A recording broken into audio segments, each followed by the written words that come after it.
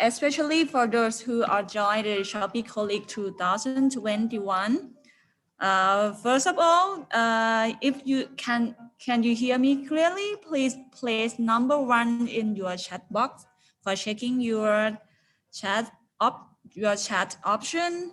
If you can hear me clearly, or can you raise hand? Okay, thank you, everyone. Okay, for today's session, we will run through for the 3 hours. Our topic for today is machine learning overview and pipeline with image classification, example by Dr. Win from Botnai Consulting Group, Thailand. And now is the time I would like to hand over to Dr. Win and his team to explain and run through his session. Please welcome and thank you, Dr. Win, for sharing today with us. Thank you. Hi guys, good morning, good afternoon. I'm quite nervous and excited. There are 330 people here. This is the biggest session I ever had. So before we get started, let me get some feeling of the audience. Who's from Malaysia? Can you raise your hands? Who's from Malaysia? Okay, we have around 30 people. 35. Okay, from the Philippines. Do we have some from the Philippines? Okay, then I think that the majority is from Singapore. Singaporeans, can you raise your hands, please? Yay. A lot. Okay. And then do we have some from Brunei? Do we have some from Brunei? Okay, yeah, I think it's better, right? Instead of me asking to raise hands, just type in the chat box where you're from, which country. I think that's better, right?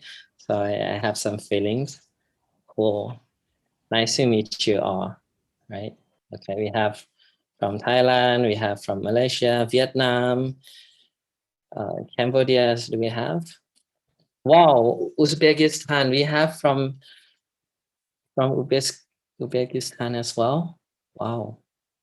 Taiwan. Mars. We have someone from Mars. Who's that? Okay. I can post it on my Facebook, right? That we have some audience from Mars as well, and probably even get attention from Elon Musk. Japan. Wow, Japan. We have from Japan as well. Let me capture the screen that we have someone from Mars. This is very interesting. Okay. China. I have lots of friends from China. Nice to meet you. Ni hao, Emily. Okay. Cool. Okay. Then let's get started. We have a lot of things to talk about today. Wow, 370 people already. Wow, this is amazing. Okay, let me share my screen.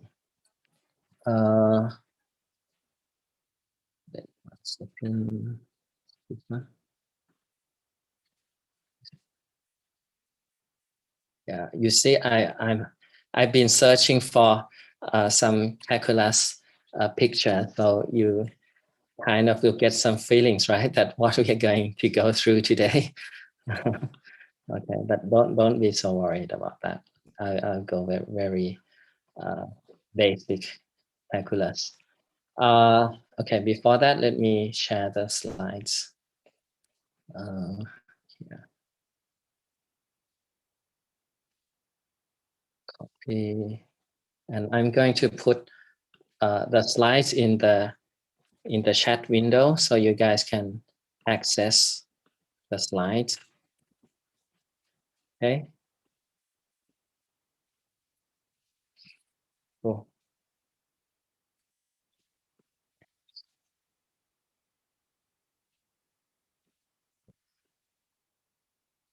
Okay.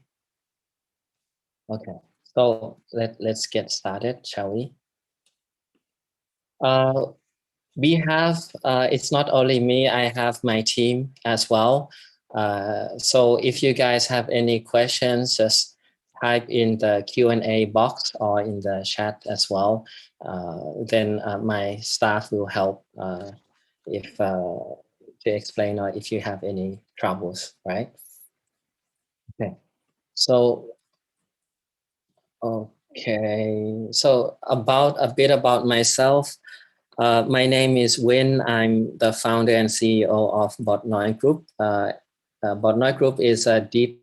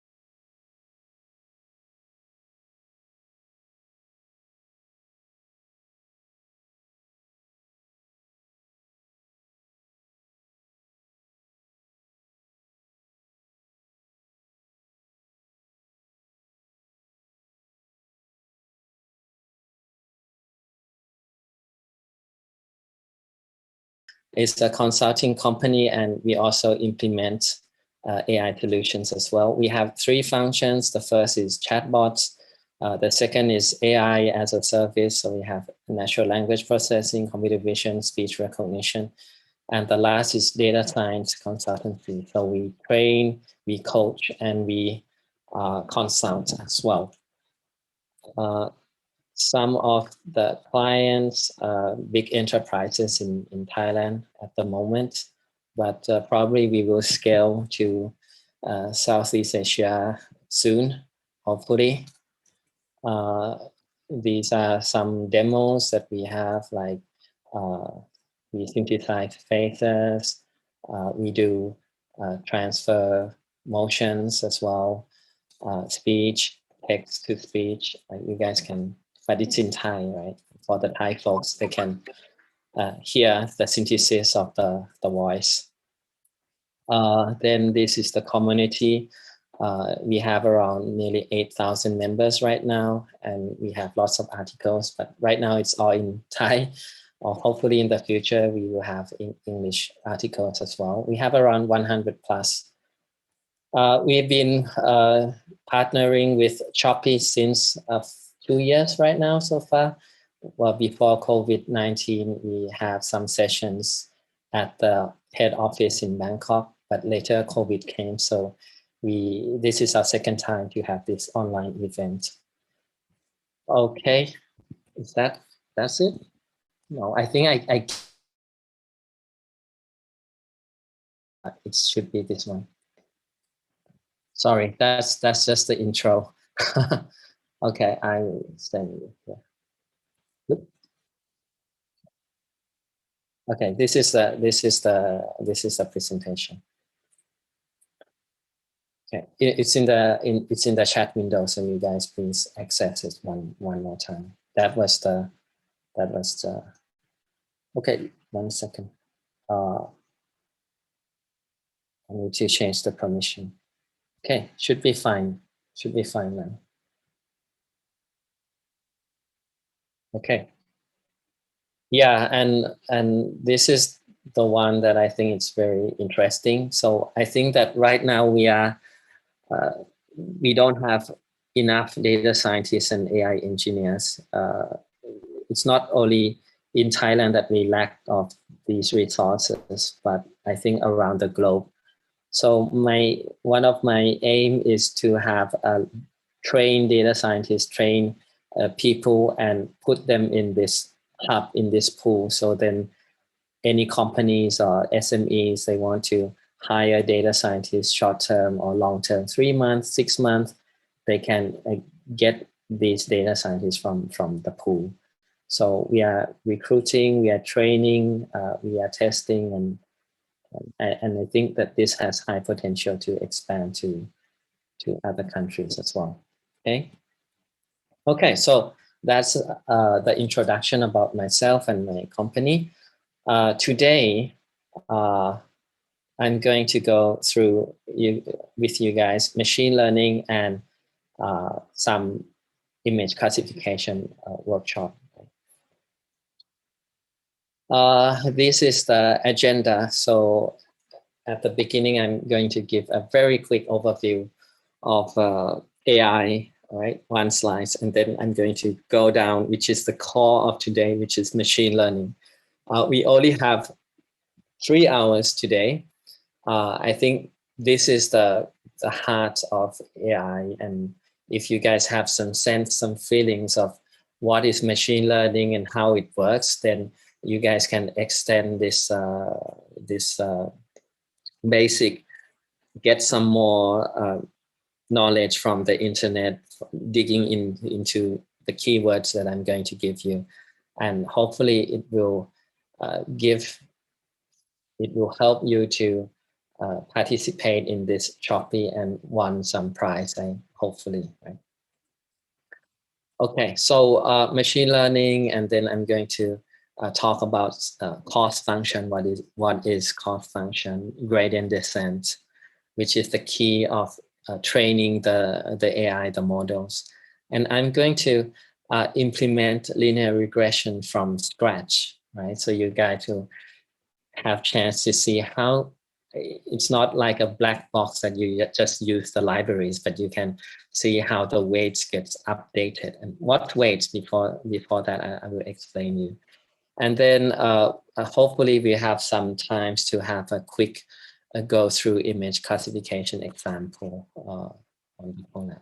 So Colab is a platform. I hope you guys are familiar with this. It's a platform from Google that you can code online and run models online. Okay, so let's go, right? So the first slide is about the introduction, right? So this is human and this is artificial intelligence, right? So human, what we can do, we can see, we can hear, we can touch, we can smell, we can taste, right? These are our senses. And the input from our senses comes through our brain to interpret, right? What is this image? Is it a cat? Is it a dog? Or what are we hearing? What is the smell? And what's the taste of the food? So these are the inputs. We get, the brain analyzes and tells us what are those. And this is the artificial side. This is the AI side, right? So we also have cameras, we have microphones, we have speakers, we have a touchpad, right? And all of these inputs comes through the AI brain, artificial intelligent brain. Okay, so then what are the applications, right? If we have all of these sensors and we have the AI brain, these are the applications that we see nowadays. Computers can see bottles, computers, cars, cars. We can use this for self-driving cars. We can use this for autonomous robots, and for example, right? This is, what is this? This is Google Home, right? We can give commands to the Google Home. What's the weather? How's the weather? The input goes through the microphone, right? The microphone gets the speech signal and translate it into text, and then text will search for the weather forecast today and output as out to the speaker, right? This is chatbots, right? I think that a lot of us, chatbot is one of the most popular application right now. I think a lot of companies, I think maybe most of the giant companies, they have chatbots to help answering to the customers, right? And then the last graph is about data science. We have lots of data from corporates, from companies, or even from sensors, or all kinds of other informations that they are not visual or audio. Those are data science. Okay. So then we kind of know where we're going right now, right? We're talking about AI and applications, and then we are going to go down to the brain part. To, okay, after we get the signals, what happens, right? This is human. We have the signals, and the signals pass through some neurons, right? Some neurons. I think that all of us have learned biology, right, at school. And I think that you have seen this picture that we have some neurons connecting to each other, passing signals from one to another, right? And human, we try to mimic the nature since Stone Age, right? We thought about creating knives from once we see tigers that their tooth, right? We create sharp knives and so on. And also then we have airplanes when we're looking at the sky, we see birds. We have submarines when we look at the fishes, right? And then it's time that we want to put brains into those devices, into these machines, so they can help us more, right? If we have brains implanted in these machines, we can ask the machine to sweep the floor for us. We can ask the machine to uh, plant or watering the crops for us, right? You know, or drive cars for us. So this is the plan, right? And then we look at the human brains. How does human brain work, right? We have signals coming through sensors. So we as well, we have signals coming through sensors like cameras or microphones, right? We have inputs, and those inputs gets amplified by some weights, right? So if imagine that we are looking at a picture, right? We are looking at a picture, and the input one is the first pixel. It's the top left corner of the image, right? Which is usually it's the background of the image, right? And the background of the image it's not important. It's not important at all because the object is right in the middle of the picture. So you can imagine that weight one, which is the term to amplify the pixel at the top left corner, it's going to be zero. It's going to be nothing, right? But the ones that are in the middle of the images, those weights are higher, you know, more important, right? And and then these signals gets passed through to the second layer and the third layer and so on. So the combinations of these Y's at each of the points will get combined as well. And later output like our human brain that, hey, this is a dog, this is a cat, this is a car, and so on. Now the question is that how does the machine know that what are the importance of these weights, right? The machine knows through the training, right? We need to train the model. We need to train. We feed the input of a cat image, and we also feed the output as well together. Hey, this is a cat, this is a car, this is a dog, this is a mouse, and so on, right? And if the model gets predicted, right? So at the beginning, the weights are random, right? If the weights that are randomly assigned here combined with the input data, and if the prediction is wrong, we are going to say, hey, you are wrong. Please update your weight. Please update. This is a dog. This is not a cat. Then the model will try to figure out that what is the configuration to make the output correct. So this is the principle. And I think that we can imagine that this is also the way that we learn when we were kids, right? So we have our mom, our dad, our teacher that tells that, hey, this is a dog, this is a cat, this is a 6, this is a 5, and so on. So let's see this video. See a bit. Oops. Huh? What happened? What happened? 1 second. What happened? What's going on? What did you do?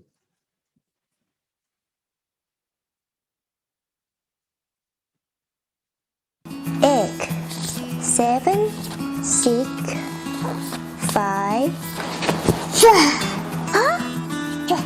5. Bye. 1, 2, 3, 4, 5, 6, 7, 8, 9, 10. Okay. Yeah, so this is the way we learn as well, right? When we are kid, we have the signals coming through the visual, which are our eyes, and our mom tells us that this is a cat, this is a 5, this is a 4, and so on. So the visual information and the output, which is the sound, the pronunciation, gets mapped together in our brain, right? And this is some kind of what we're trying to mimic the artificial brain here. Okay. Now, so far so good. Hopefully you guys get the feeling, right? Okay. Then let's go a bit deeper. Okay. So let's say that these are our data set. We have two inputs, which is x1 and x2, right? And we have the labels that, okay, this is, for example, this plus sign may be female, and this circle is male, right? And we collect a lot of data. And x1 might be the height, and x2 might be the weight as well, right? So we collect data, we have the features, which is we do some surveys, we collect informations like height and weight. And then we plot the data on this graph. We ask that, okay, this is what's your height, what's your weight, and we plot this. And we know the answers because we ask the gender as well. So we have information on this graph. So this is female and this is male, for example. Now, as human, let me ask you, right? If we have a new data point here, which we don't know the gender, we don't know whether this guy is a female or male, right? But I ask you guys, what do you think? Should this be a male or a female? So M for male and F for female. So please type. Right? Okay. 1 second. On this side, this female, this is female, and on this side, this is male. Okay. Okay. So, so as human, right? We will try to find this separation boundary, right? We can see, hey, this is the best line to split the data out from each other. And then we're going to assign everything on the left side of this line is male, and everything on the right hand side of this line is female, right? And then when a new data point comes in, we just ask the weight and the height, which is the feature, and we can say that, okay, because it's on the left hand, so it's a male, right? Yeah, sorry. There's a comment that, hey, O is male. Yeah, actually, it might have to be opposite. I don't know. Okay, anyway, this star is, according to this picture, it's going to be an O, right? And a male or whatever, right? But that's just a toy example for you guys to see. This can be a cat image, and this is a dog image, and this might be some other features, maybe the length of the nose, for example, and maybe the color of the fluffy of the tail, for example, right? So these can be X1 and X2 as well. And these are just the classes, cats and dogs. Okay. So this line, how do we find this line? This line is just a mathematical equation, which is a linear combination of the x1 and x2 feature, which is basically a function of w1 x1 plus w2 x2, right? It's a combination of these features, exactly like in this one, right? So we have x1 and x2, and we have the weights, right? The weights 1 and weights 2, and this gets combined as in a linear fashion, right? So w1 times x1 plus w2 times x2 covered by another nonlinear function and gets the output. So that's pretty similar here. The collab hasn't been shared. Actually, it's in the slides. You will see below the slides, there will be some collabs. Is that an example of SVM, linear SVM? Probably, or it can be logistic regression as well. There are other functions than SVM, right? Okay, good that somebody asked what is SVM. Maybe a lot of people, they don't know. SVM is also another machine learning algorithm, right? So I talk about machine learning, and machine learning, there are many algorithms. There are SVM, logistic regression, gradient boosting tree, decision tree, neural network, deep learning, and so on. And you guys can just type in machine learning list of algorithms, and then you will see a lot of them here. Right? No. Okay. So where are we? Sit here.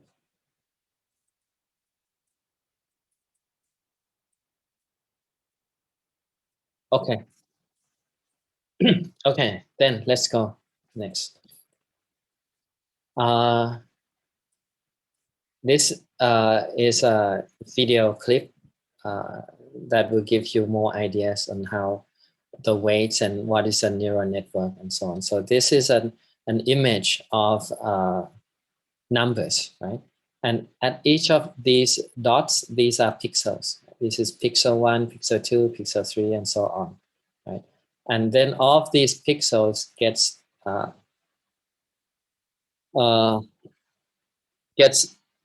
split out as a single concat together at each of the rows and gets lined up. And this is the weights that are connected. This is the weight connected to the first pixel, which the weights will be very low because all of the images will be in the center, right? So they won't give any knowledge. What is this number? Is this a 7 or what? But if it's the pixel at this area, maybe for the number 7, it's not going to give high scores. But if this is an O, if this is an 0, then probably it will give high weights because it connects to a 0 more than this 7. And this is the input, this is the output. Right? So we put the input, the weights are randomly assigned at the beginning. It gives an error because the weights are randomly assigned, right? And then we calculate the error.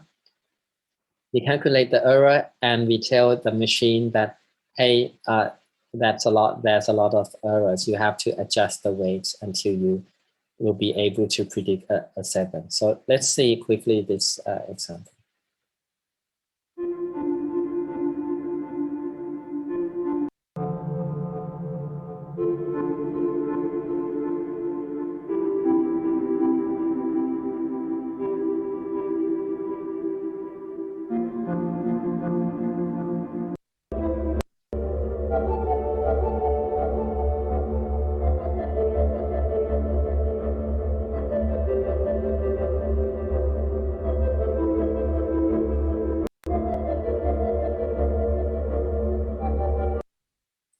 Okay, you see that the input is what is this? Is it I don't know, is it a 6 or what?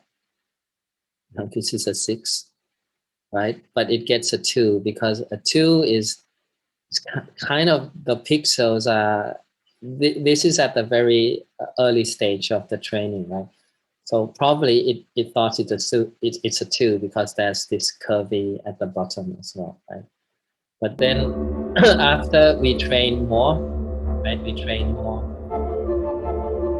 The error gets smaller and smaller. Let's go to the very end. And this is the test. Right? So once we train already, we test whether it's correct or not. This is a 6. What is this? I don't know. Oh. This is a 9. So 4. Okay. Still, there's some error, but this is the way that the machine learns. Okay. And then these are the applications that I told you that we can learn. We can make the machine knows that this is a chair, this is a laptop, or we can map the features. This is the eye. The eye is turning left and right. And open the mouth, close the mouth. So we can detect all of these. This is a computer vision application. So we can we can use this to have our, maybe in the future we will have our avatar, right? Have you guys watched the movie Avatar? We can sit and we can control our avatar to walk, to talk, and so on. So this might happen in the near future. And this is we can use AI to generate digital human. So this is also artificial. We can use for scan documents to detect the text as well. Okay, then another example here.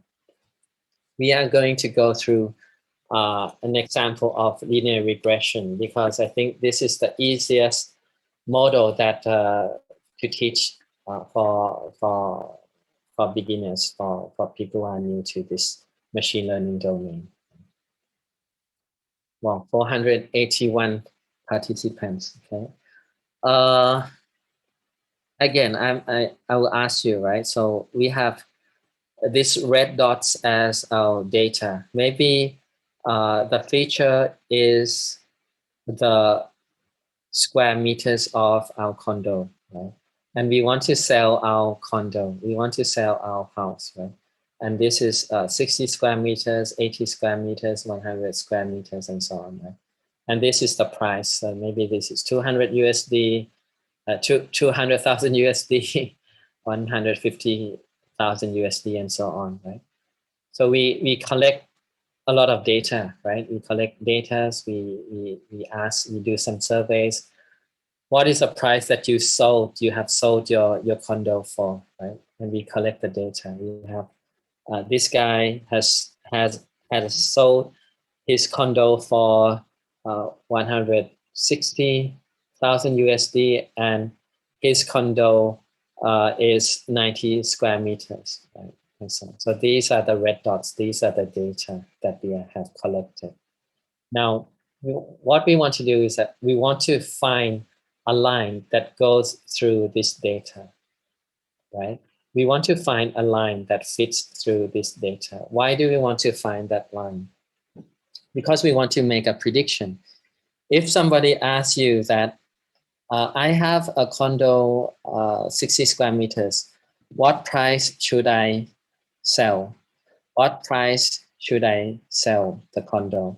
And what is the intuitive way that we would do is that we're going to look at the data here, and we're going to say that, the other guys have sold their condos around 70,000 to 120,000, right?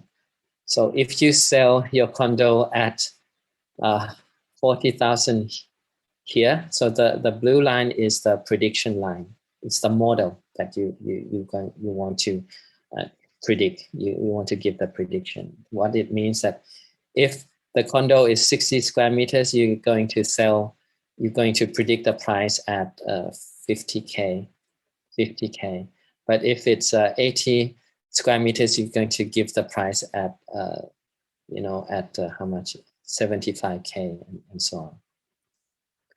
Which this is not good, right? This is bad because you have a high potential that your condo might be able to get the price of 100K or above, right? So this model is bad. This prediction is bad, right? What about the second line? The second line overprice your condo, right? So if I have a condo of 80 square meters, the model tells that, hey, you should sell at 220. And then, wow, that's good. I can have a lot of, I can sell at a very high price, but nobody's going to buy your condo because the market price is around this area, right? But your prediction gave way above the market price. So this line is bad as well, right? But the best line would be the third line here, which is the line that goes through the data, right? Which is very reasonable, right? So you can say that, okay, if I have a condo of 80 square meters, looking around your neighbors, looking around the people who have sold the condo of 80 square meters, you can say, okay, I'm going to sell my condo at 150K, plus minus or whatever, right? But this is a good starting point. So again, this line is called a model, right? This line is called a model. And this line as well, it's called a model, right? It's a model. The model is a mathematical equation, right? Which can be as simple as W1 times X1 plus W times X2, right? This can be a function like that. But as I mentioned, that there are more sophisticated functions, more sophisticated algorithms out there. So it might not be as simple as W1 times X1, right? And but anyway, the principle is the same. The principle of machine learning is the same. You have a function which combines the input, the feature inputs, which can be the pixels, or which can be size of condos or number of bedrooms or so on. So these are the features. And you're going to find combinations between the weights and the features, right? And then what we do is that we're going to find the best weights or parameters. We can call the weights as parameters as well. We're going to find the best set of weights or the best set of parameters that makes the model best, that makes the model have the less errors on the training set, right? So these dots are called the training set as well. But why we call the training set is because we have the features and we also have the answers as well. Because this model, we have made a survey. This is 80 square meters, 60 square meters, 40 square meters, and we know the price, the selling price as well, the sold price as well. So this is called the training set. The training set is used to train the model, right? And once we have the model, right, we have a new data point coming in. We don't have the labels. We don't have the answer of that data, the new data. But we use this model to predict that this condo price should be at this number.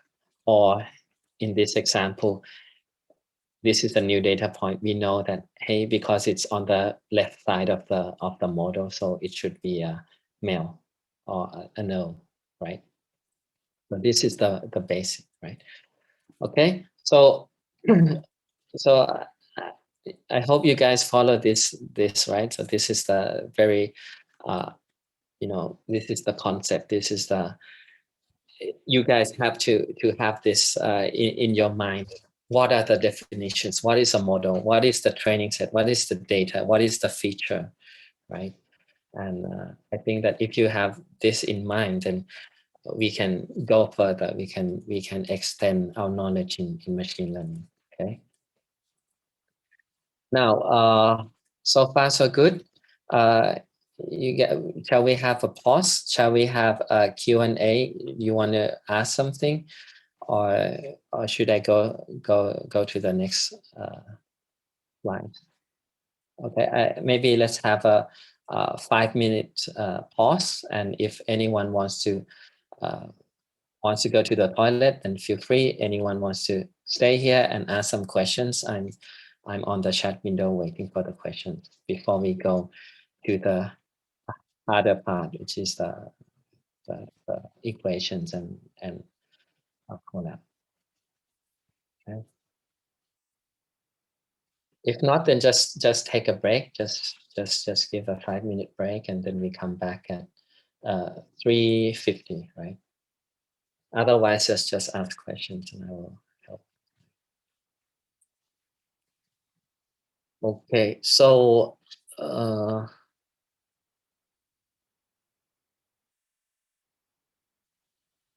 okay, let's go from the beginning, right? From I think from Vietnam, right? Sorry, I don't know how to pronounce it correctly, but the question is that there is different way in data augmentation. Can you list some method? Thank you. Okay.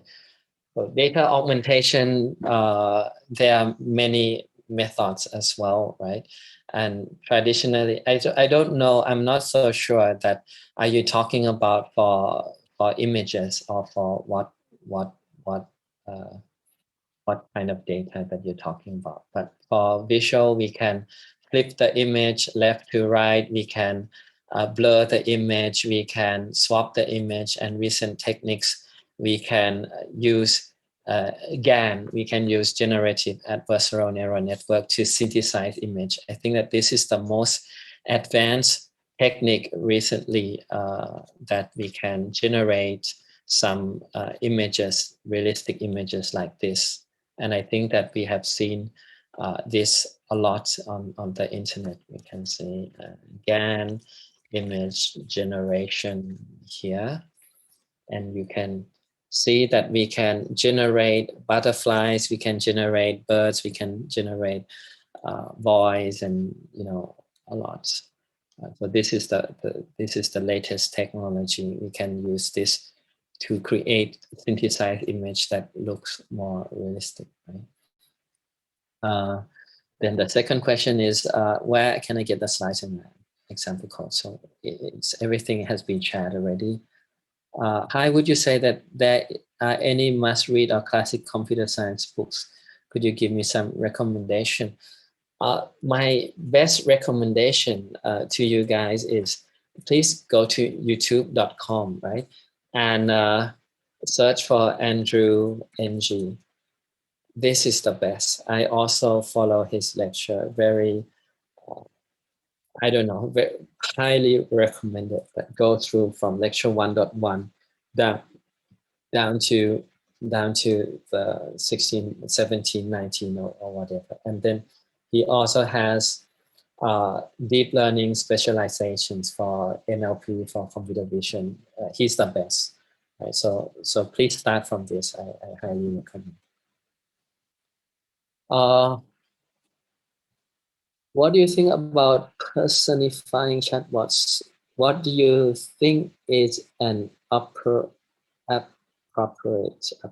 Do you think just tweaking the dataset it is trained or would make a difference?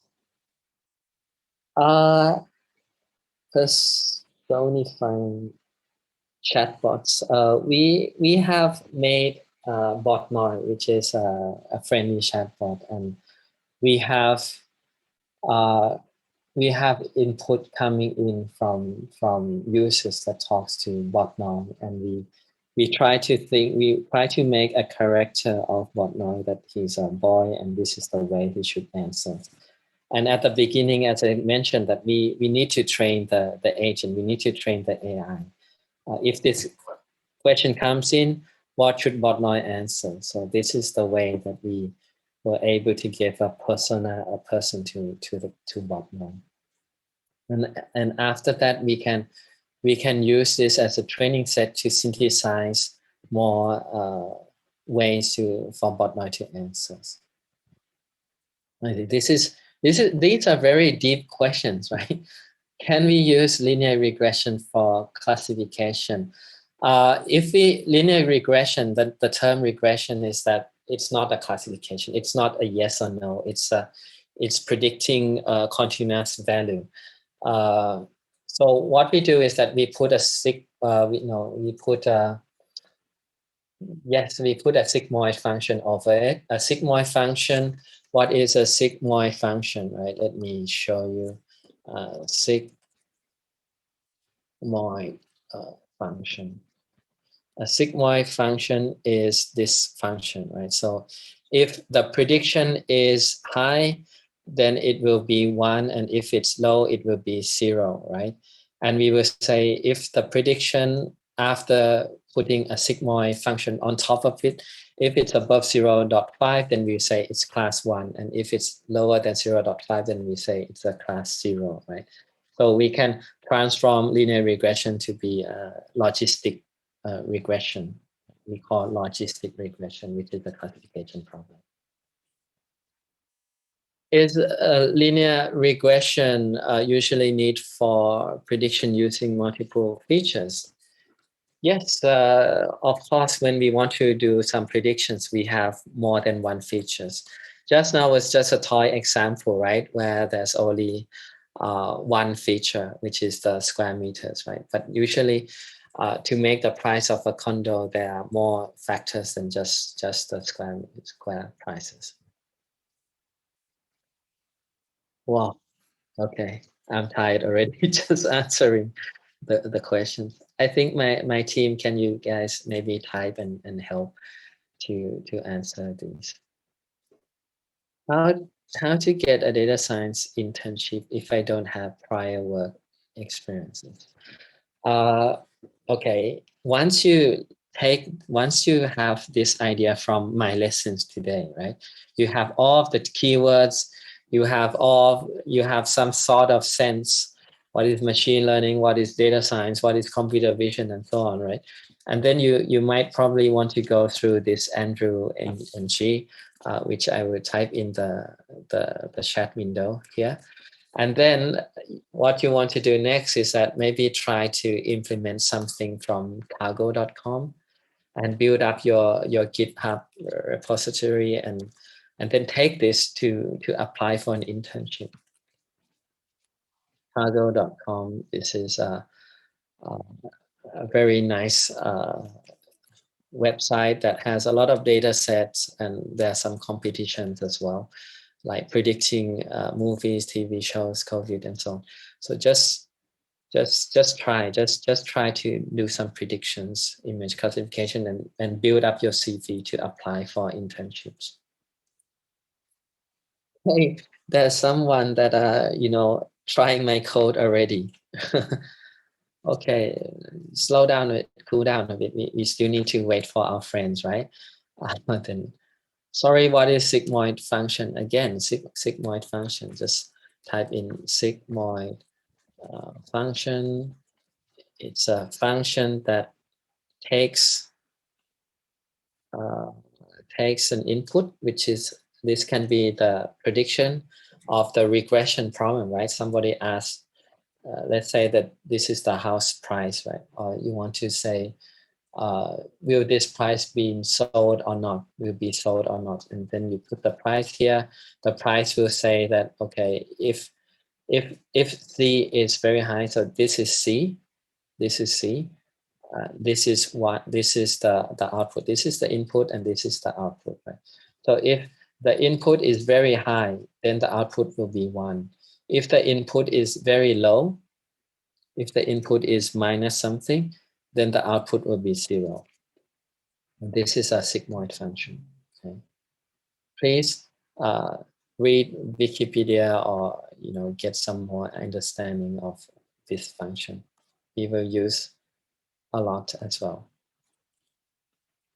Okay, so it's 3:50, and then please, my team, please help answering the complex questions like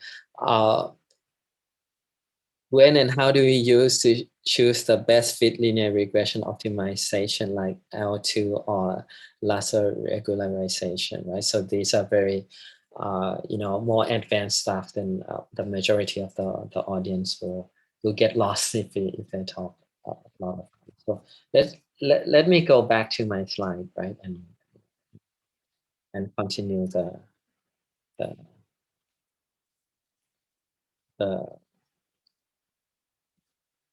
and continue the theory of machine learning. Okay. Remember, right? I told you about we show this example and we say that this is the best fit line. This is the best, right? But how can we quantify that this is the best fit line? How to quantify? Can we say that, okay, this error is, is higher, is how much is the error? How much is the error to the data points, right? How much is the error? How much is the error? So how do we have a number to say that this line is the best? So what we do is that we can calculate the error from this function. So this is the training data, right? This is the training data. This is the prediction. And we can calculate the error, right? We can calculate the prediction says that it should be 2000, but the actual data is 2500. So the error is 500, right? And then this error is maybe minus 2000. This is minus 50. This is plus 50. This is plus 70. This is minus 400. This is plus 300 and so on, right? So these are the errors that we want to calculate. We want to have a single number to say that this model is better than this model, right? And since there's plus and minus, right, we need to have a positive number in order to combine all the errors.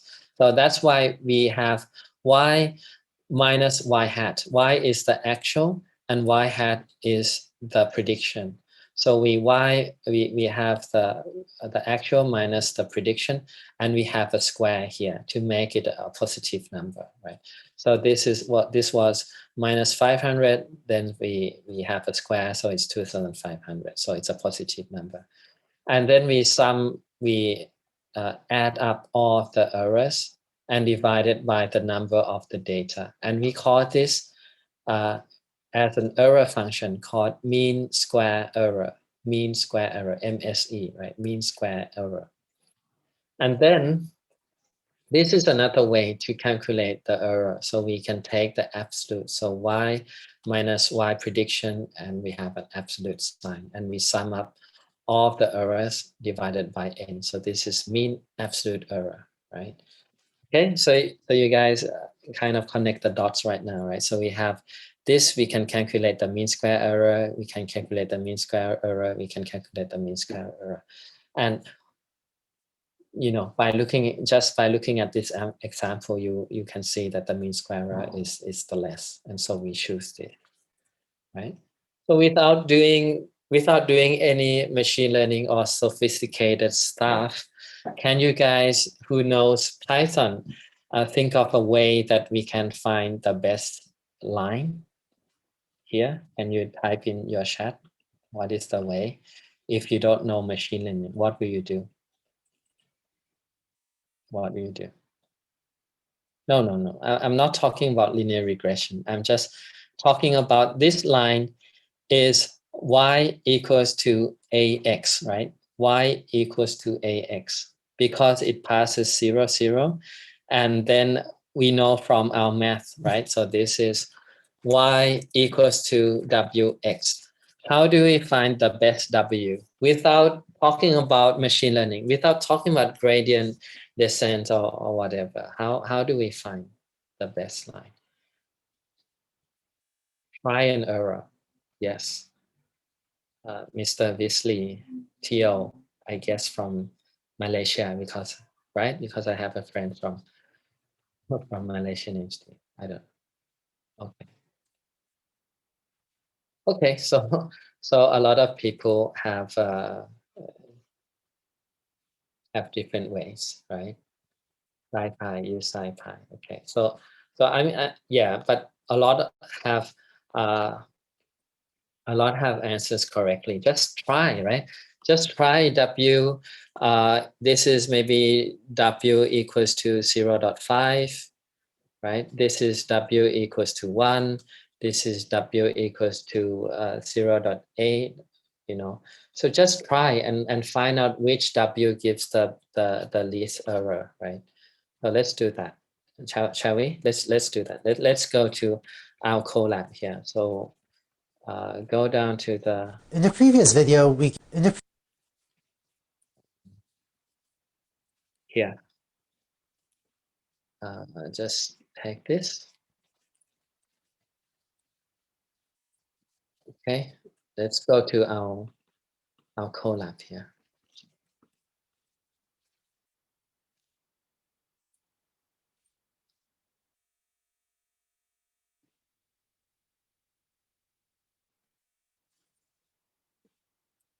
Okay, you guys just whoever advanced and are familiar in this, you just can feel free to run the collab to run the code. But for guys who are not familiar in this and are very new to machine learning, just look at my what I'm doing on this Colab, right? So Colab is a platform from Google that we can run code. We can run our code in it. So what I do is that I'm going to go to File, and then I'm going to press Save a copy in Drive. Why I need to save a copy in Drive, because if everybody edits in the same time, then it will be a mess, right? So the first step is I am going to create a copy of this collab, and then I'm going to press on connect to this server.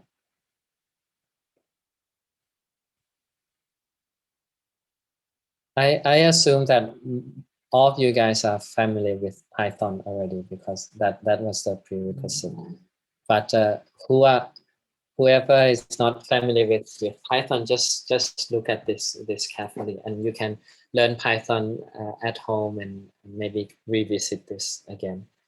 Okay, so this is code, and I can type A equals 1, B equals 2, A plus B equals to 3. So this is Python code. I can print hello world. Yeah, I can print hello C E A. Or just now is people from Mars, or hello Mars as well. Okay. Then let's go to here. I'm going to make a fake data. I'm going to make a fake data set. So by using NumPy, PyLab, and I'm going to random some numbers and times the number of data points that I want. So what happens here, right? So n is the number of data points. I want 100. I want the numbers to be in a size of 0 to 100. So this function is a NumPy function. What it happens is that if I type np.random.rand and I put 100, it's gonna randomly generate 100 numbers, and each number has a value of 0 to 1. So if I times 100 here, then we will have a random number list of from 1 to 100. No, sorry, it's from 0 to 100, from 0 to 99. And so what is this? Oh, 100, right? Because this is from 0 to 1, so it will be maximum will be 100. And then this is my feature. X is my feature, right? And Y is my prediction, right? So Y equals to 2 times X. So this, I'm just going to fake the data.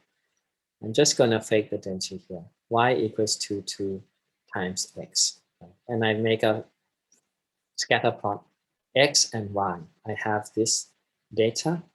But this is perfect fit, right? This is not a, we won't see this data in actual world, in real world. So I'm going to make some noise. So I'm going to put some fake noise here.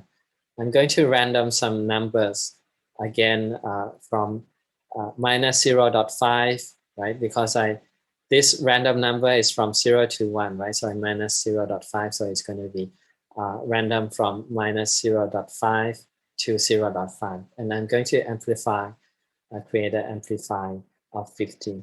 So it will be from how much? It will be from minus 0.5 to 50. So it'll be 25, right?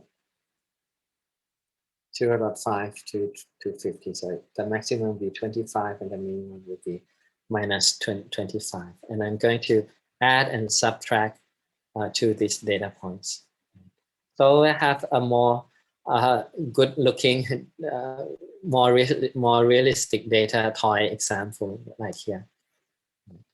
And what I'm going to do is that forget about the number 2 that I have made here, but I'm going to get the number 2 back using this weight try and error thing. Right? I'm going to try, if I'm going to put W equals to 0.01, then I will have this line. If I put 0.02, I have this line and so on. Right? I'm going to do that. So here, let's say I put weight W as 4, right? So the prediction of the trend line will be weight time X. X is here, weight is 4. So I will have this line here. I will have this line. And I'm going to calculate the error, right, from this line to the red line. So that I can create a data frame here. It's a pandas data frame. I'm going to put the actual, which is Y, and I'm going to put the prediction, which is H. And I'm going to calculate the error, which is the Y minus H square, right? And the other error is Y minus H and absolute, and take the absolute. So if I run this, I will have, H is not defined. So I'm going to have this, right? So this is the actual, this is the prediction, and this is the square error, and this is the absolute error. And I'm going to try a lot of these W, and I'm going to take the W that has the less, that makes the less square error. But before that, I need to find a single number. Right? This is the error at each of the data points, right?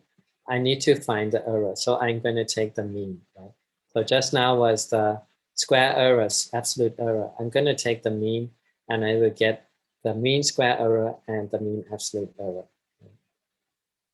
And then what I'm going to do is that I create a function here, mean square error. I'm going to have the input as W, and I'm going to make the prediction as H, and I'm going to calculate the mean square error, which is the Y minus H squares, and take the mean. So this is my mean square error function. Okay. So let's say if my mean square error function is like this, and I put weight as 4, then I will have the mean square error as, so I haven't like this.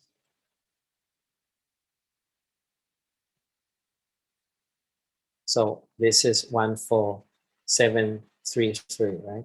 Just now, I made the fake data, and I assigned W as 2, right? So if I put 2, it should give the least mean square error here. It's only 197. But if I put this up, it will be more and more, right? But I'm not supposed to know that it's a 2. It's just because that I create the data, so I know. But in reality, I don't know that it could be a 2 or 4. So what I'm going to do is that I'm going to try a lot of weights. I'm going to create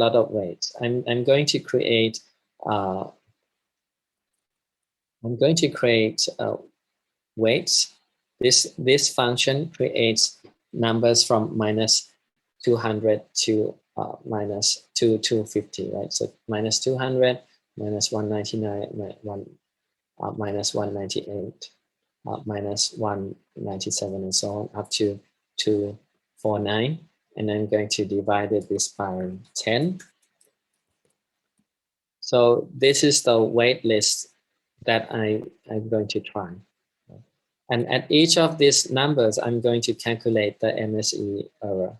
How much is it?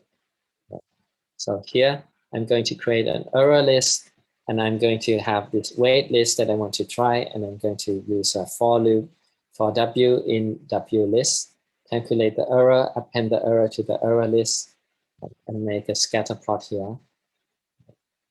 So I have the wait list and I have the error list, and I can make a scatter plot. And by looking at this graph, I can see immediately that this is the wait and this is the error. I can see from the graph that at weight equals to 2, it gets the least error, and so on. So I can, instead of putting this as a graph, I can create a data frame, MSE error list, wait list, and I can sort by the MSE, and I can get the answer, right? So weight equals to 2, I get the least MSE. Weight equals to 1.9, I get the MSE a bit higher, and so on. And we can try mean absolute error as well, and then we can see that we get this.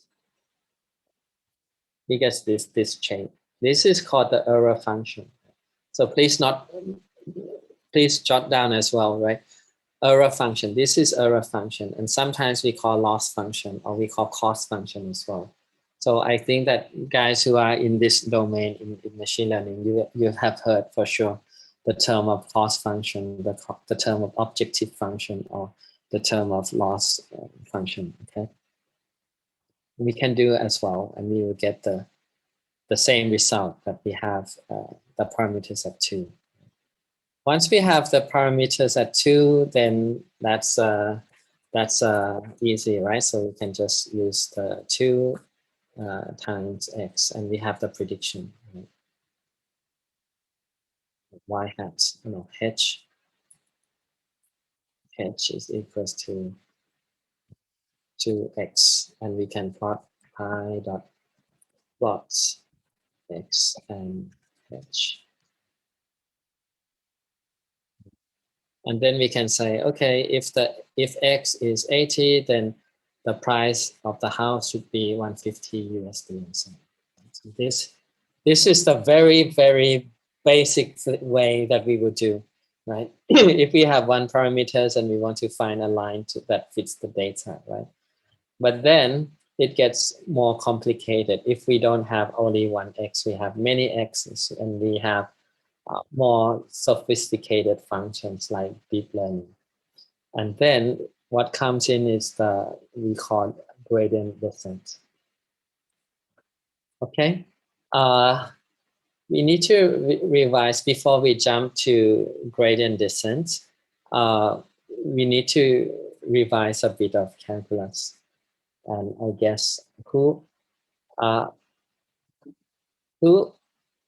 is taking calculus at school right now?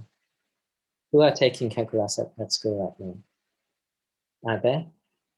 Yeah. Okay. So this will be very easy for you guys, right? And who have forgot already? Who knows calculus but forgot already? What is calculus? What is differentiation? It's been 6 months ago. Okay, cool. Okay, but let's revise a little bit, right? Let's revise a little bit. So let's go and search calculus basic.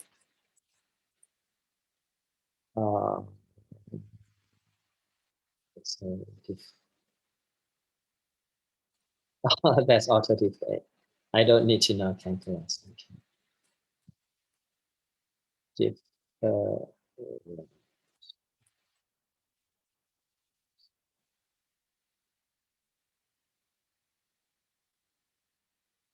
okay, this one. So in calculus, there's differentiation and there's integration, right? But we're talking about differentiation. What is differentiation? We want to find the slope of the graph. So this is y and x. We want to find the slope at the points. Right? For example, at this point, what is the slope?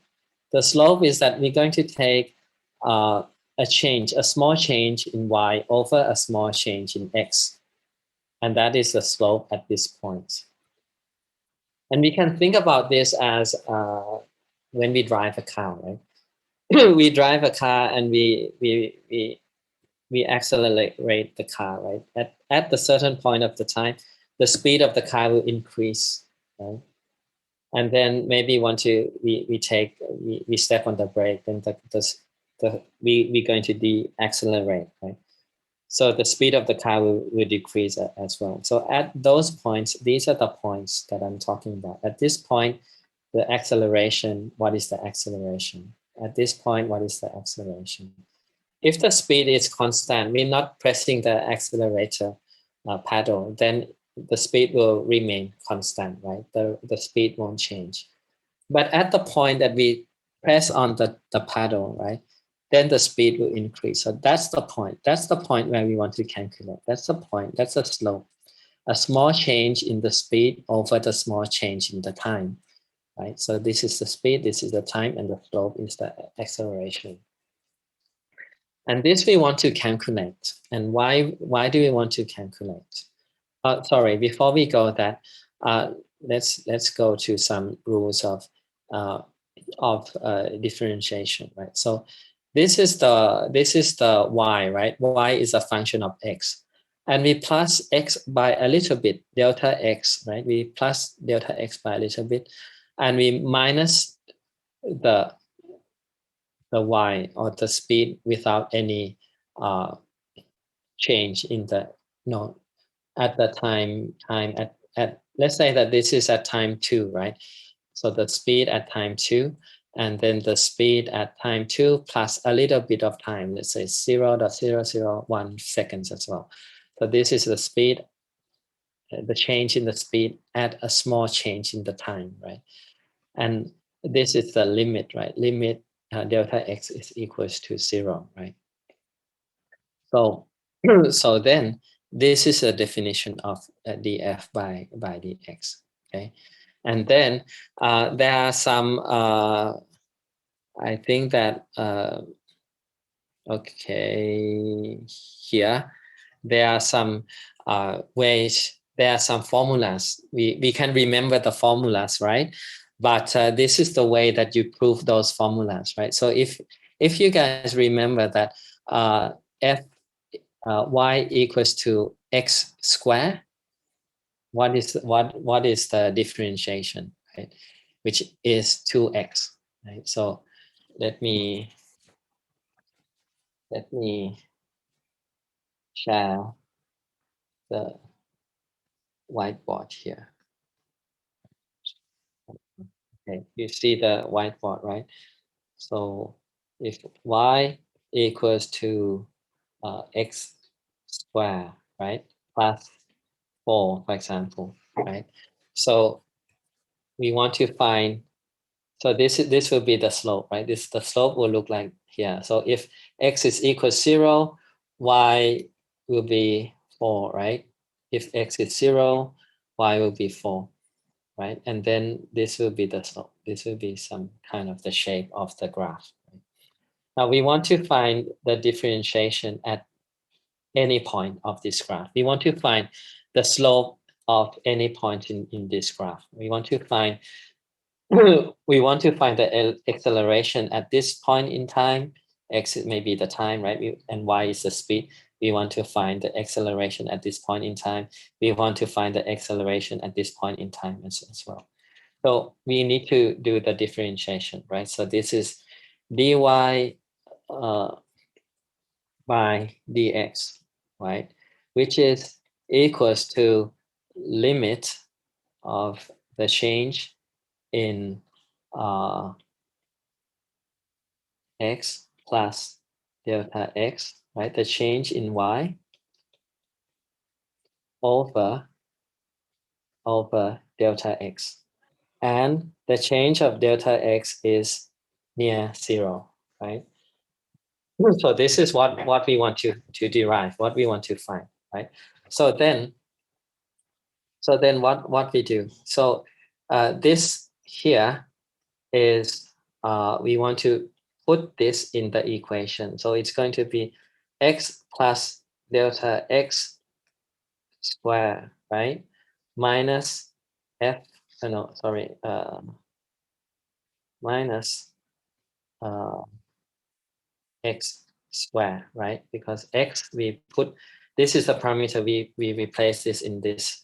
So this will be x square, and this we replace it in here. So this will be x plus delta x square. Oh, by the way, there's a 4 as well. There's a 4 here, plus 4, and then this is plus 4. Oh, my handwriting is horrible, sorry. This is plus 4, and then this is plus 4. So we have 2 terms here. Okay, and this is 4, this is minus 4, so this will be cancelled out, right? And this will be x squared plus 2x delta x plus delta x squared, and then this will be minus x squared, right? So x squared will cancel out x squared, right? And then okay, this will be over delta x as well, right? And delta x, this will be 0 because limit of delta x is equals to 0, so this will be 0. And then this will cancel out as well, right? So this is delta x, delta x. So limit of that will be 2x, right? So so dy by dx is equals to 2x. So this is what we've learned at school, right? So if you have xn, y equals to xn, then dy by dx equals to nx n minus 1. And we can prove this something like this, but you can find in the internet how to prove all of this. But anyway, that what does this mean? If I want to find the acceleration of my car at the time of 2, then the acceleration at this point will be 2 times 2, which will be 4. Okay, and if I want to find the acceleration at 0, at time 0, then it will be 0. So there's no acceleration here, which the slope is 0, right? So this is a very brief calculus here, right? So I hope you guys get the feeling of what I'm trying to do. I want to find the slope. I want to find the gradient. We can call this as gradient as well, or we can call this as a slope. Okay, and then how does it link with machine learning? How does it link with machine learning? How does it link? How does this link to machine learning? Because we have a relation between the error function and the weight, right? We have this as error, and we have this as weight, right? And maybe we have the error function. Just now, the error function of the mean square error looks like here, right? The error function looks like. Okay, why can't I write down? The error function looks like this, right? And we want to know that at the weight as 4, right? What is the change? If I change the weight by minus a bit, right? If I change the weight a little bit, will the error decrease, right? If I subtract if I can find this gradient and I subtract, what is this value, right? So I want to minimize, I want to reduce the error, right? So the way that I can update the error or reduce the error is by using a gradient descent, which is W equals, no, not equals to the previous W minus the gradient of error. Okay.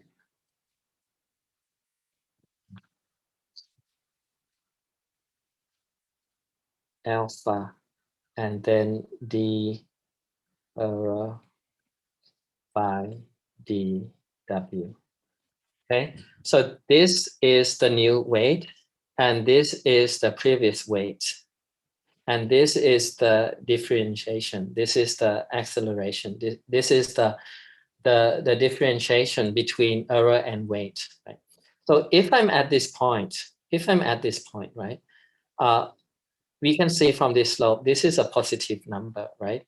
This is a positive number. We are at 4, and at 4, this is the slope at 4 is a positive number. So this term is a positive number, right? And this is called the learning rate. This is the learning rate. Learning rate. This is a positive number. This is a positive number, right? So positive times positive, it's a positive number. And weight minus positive number, the weight will decrease, right? So then the weight will decrease. So there will be 3.8 and so on. And then we're going to calculate the slope again at this point. What is the slope? And we see that, okay, it's a positive number. So the weight will decrease again, right? And it will keep on decreasing until we at the lowest point in time. Okay?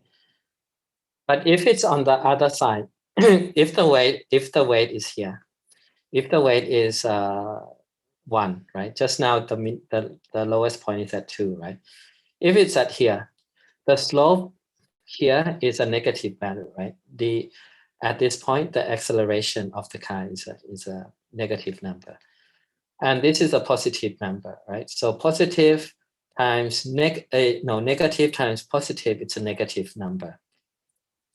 And weight minus a negative number is going to be weight minus is going to be plus, right? So the weight will increase. The weight will increase, right? And then we're going to calculate the gradient again, and the weight will increase until we're at the lowest point. Okay.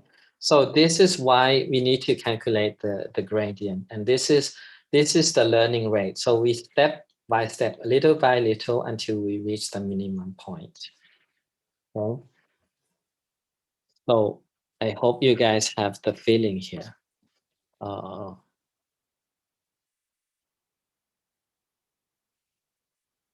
Wow, this is heavy stuff. Okay, for you guys, just it's heavy, and you guys need to go through this once again, one more time, 2 or 3 more times, if this is new to you. But anyway, this is the heart of machine learning. So we have the concept here is that we have continue this structure. The concept here is that what you need to take back home is that we have the predictions. We can calculate the error cost function, and we're going to differentiate the cost function, and we're going to adjust the weights by subtracting the derivative at the current weights. Just follow these 6 steps, and that's it. This is machine learning. Okay, the machine learning is that instead of randomly find the parameters, you're going to use gradient descent to adjust the parameters, and that's it. And when you implement, when you're going to implement or create some image classifications, you don't have to derive these formulas. There are some libraries for you guys to just use them. But I just want to let you know that if you master this, if you have the sense of what is the differentiation, what is the error function, what is the cost function, then you can apply more. Then you can pursue more in this domain. You can continue your degree. You can do some more deep research. Okay. So, but for who's if this is too heavy, just drop it. Just don't. It will take time. So don't be so stressed. Don't don't worry. There's a lot of people who don't know this as well. And if you can have some feelings, then that's good enough. That's already good. And then after you have this presentation, then go to Andrew NG. He explains much better than me, right? I just take a part of his explanation and explain to you, but you go through his series, and this is online. You can follow anytime. You just take 5 minutes every day to follow his lecture, and you master this. Okay. Then I'm going to show you what I just did, this calculation, and implement the linear regression in code, right? And then I'm going to have a break, and then we are going to implement image classification by using libraries. Okay, so let's have a 5-minute break first. I need to go to the toilet as well, and then I come back. Maybe answer a few more questions, and then we start the implementation of linear regression. Okay, I'll be back. I just take a short break, and then I'm coming back to answer your questions.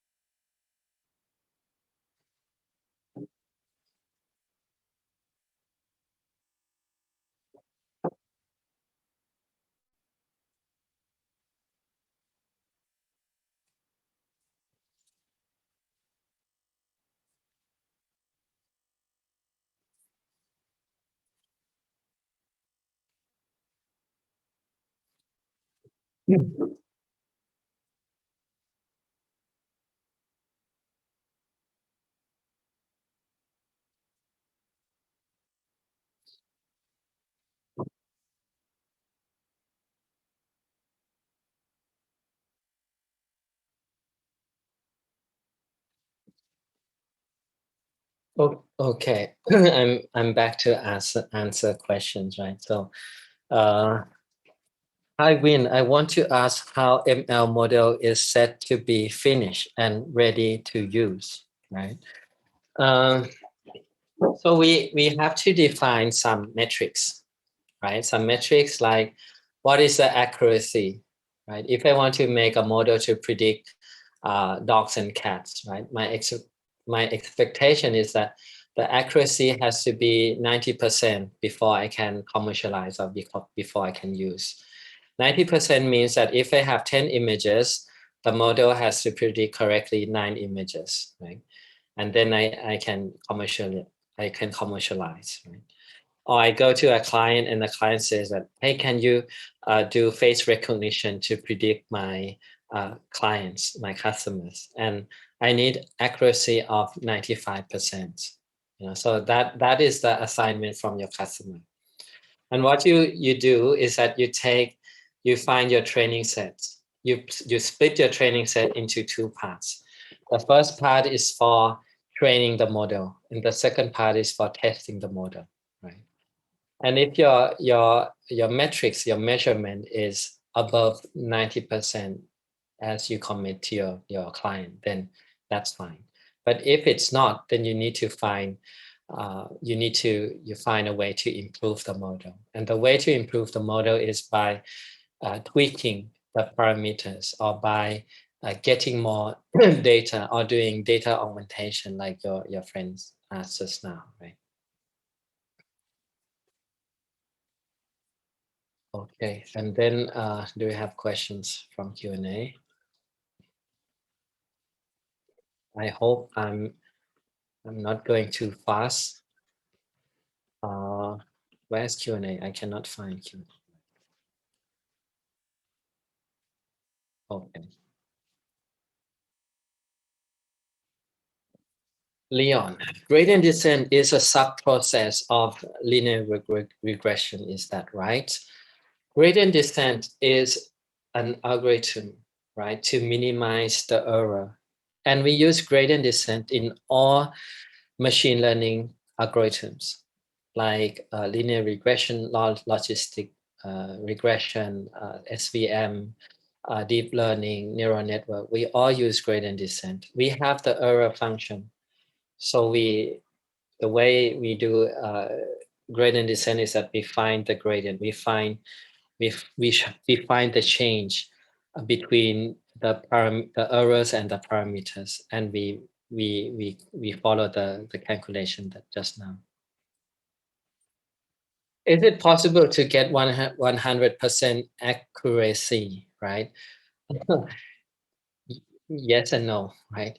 If I have a very easy problem, right? Let's say if I ask you to if the problem is too easy, if you want to make a image classification between a cat and a car, I'm pretty sure that you will have 100% accuracy. But if you are asked to make a prediction between different breeds of cats or different breeds of dogs, then the accuracy will be less, won't be 100%.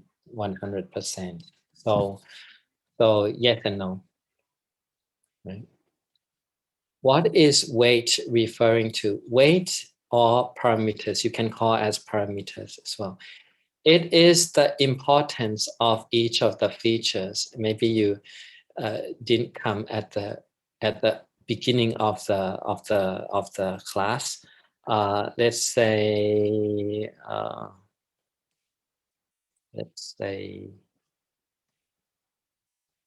here. Okay, so if this is the pixel, right? We are going to associate this pixel with a weight to make the prediction.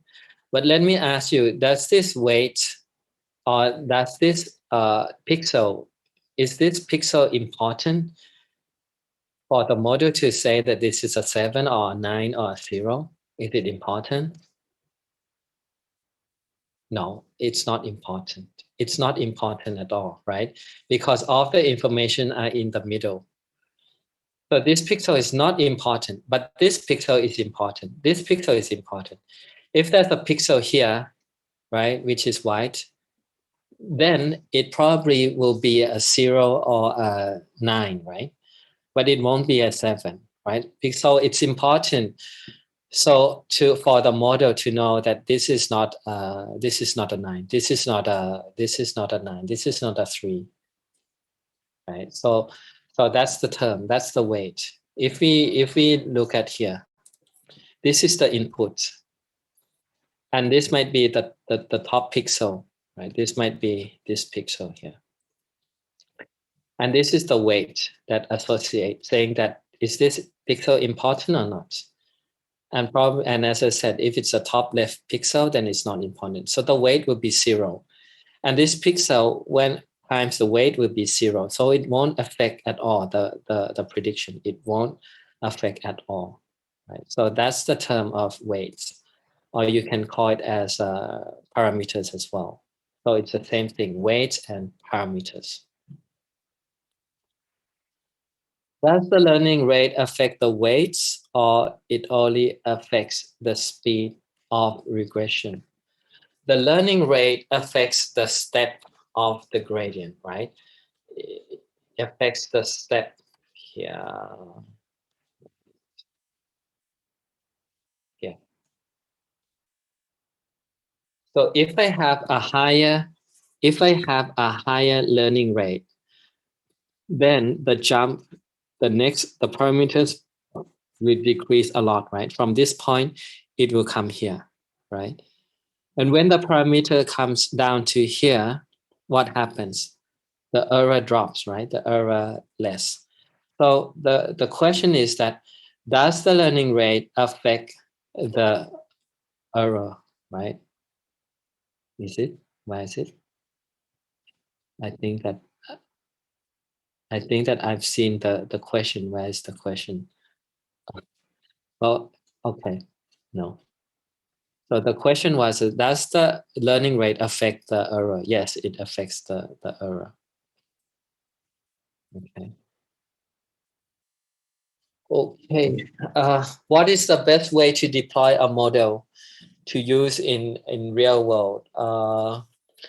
Right now we use Docker, and we use Docker, so then we can deploy it easily on any servers, on any cloud or any servers.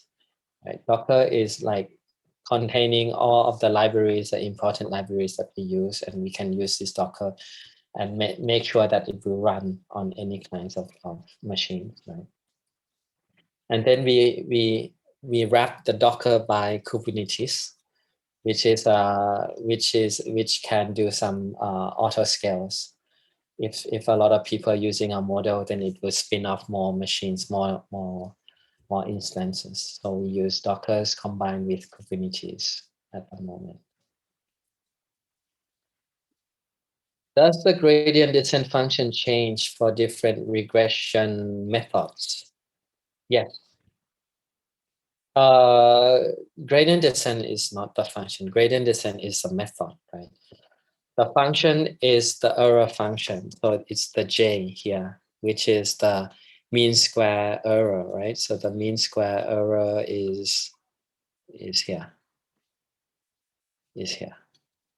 y minus y hat square, right? So depending on the methods, you say different regression methods, right? So it can be linear regression, or it can be higher dimension linear, higher order regression. So when it's higher order regression, so y prediction will be changed, right? It's not simple as y1 x1 plus y2 x2. It's going to be y1 x1 square plus y plus w2 x2 square, and so on. So the function will be changed, and when this function change, the error function change. Define prediction equation. How does one define the equation? Can you give an example, please? Yes. So this is the function, right? Just now, I defined the function here as a linear regression function. And when the function is a linear regression function, then it's nothing but w1 times x1 plus w2 times x2 plus w3 times x3. So this is the function that I define. And then I need to find the best w for each of the features.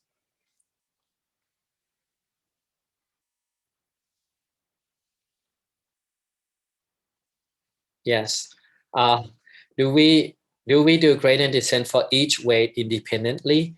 If so, how does it work, since there are many weights to take care of?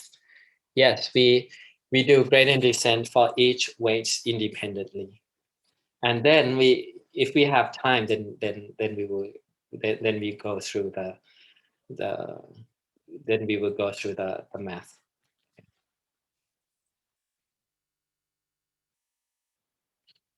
Okay, then let's get back. Okay. Okay, let's have a deep breath. I think it's very heavy for a lot of you guys. Let's take a deep breath, and then let's think. Let's go through one more time. Very, how do you say, the key ideas, the key concepts, right?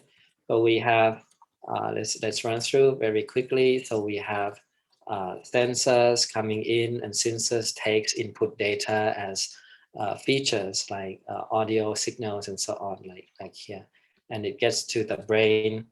The application can be computer vision, NLP, data science, text-to-speech as well. So we have the input as X, and we have the output as Y. We want to predict that this is a chair, this is a laptop, and so on, right? The sensors can be different, but the brain is the same. The brain is the same. We have inputs, and the brain makes the weight, makes the prediction. The way that we train the human brain is rather the same. It's pretty same. It's similar to how we learn. We have the input as visual feature, and we have the audio from our parents. This is a cat, this is a dog, this is a mouse, this is a bird, and so on, right? This is the features. This is a feature, like maybe this is the, this can be the level of the length of the nose, right? So if the nose is long, then maybe this is the dog. The plus is the dog, and maybe if it's short, then this is the cat. And then at this side might be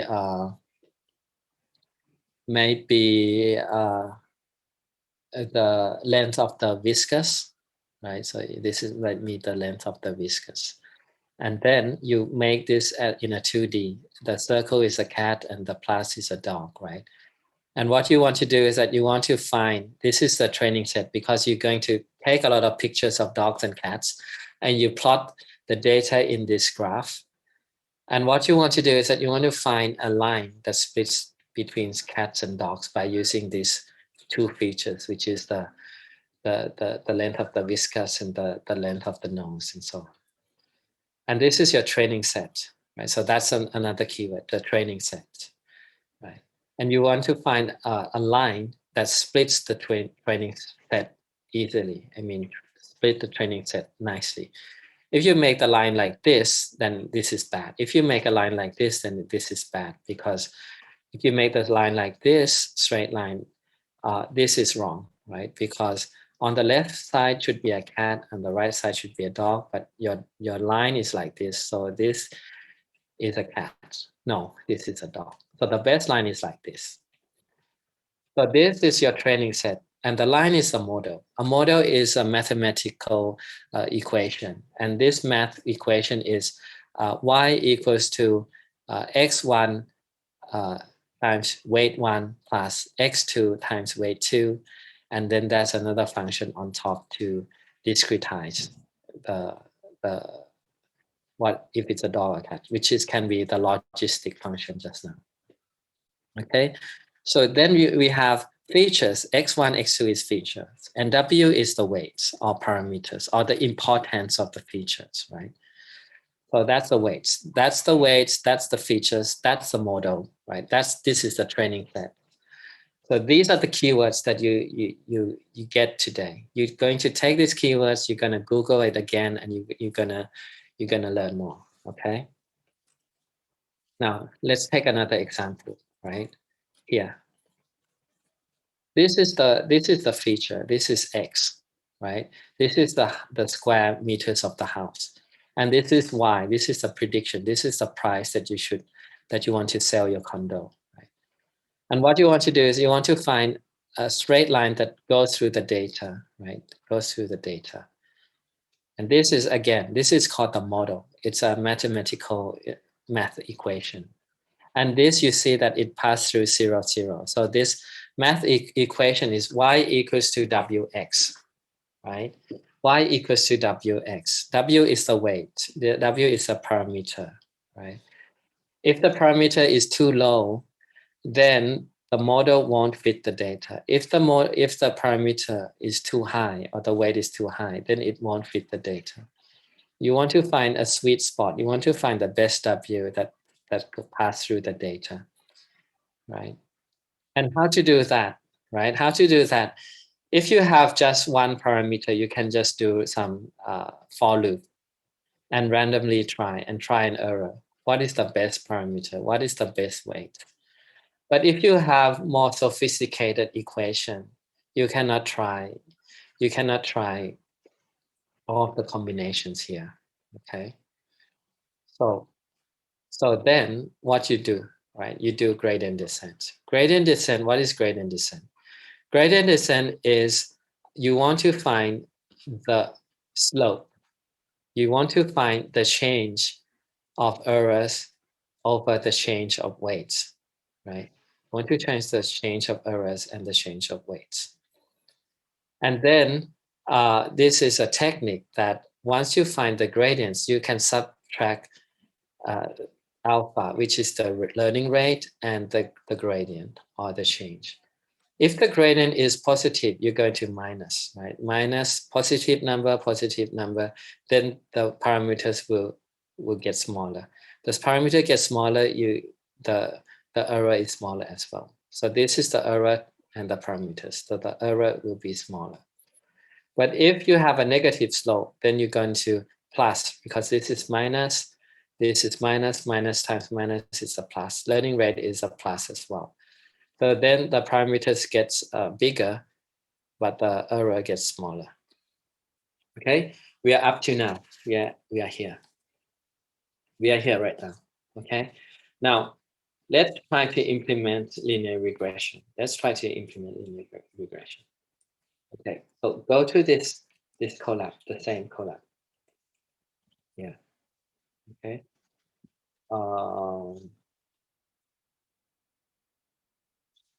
Second.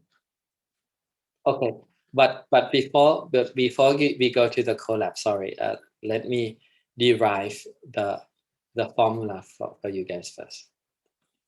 Okay, here let's focus here. Okay, W X. This is a prediction, right? For the line like this, the line that passed through 0, 0. So the prediction is W times X, right? This is the prediction, W times X, right? Then H is the prediction. H is the prediction, which is W times X. J is the error function, which is J minus H squared. And we put a 1/2 to make it easier later, right? To make it easier.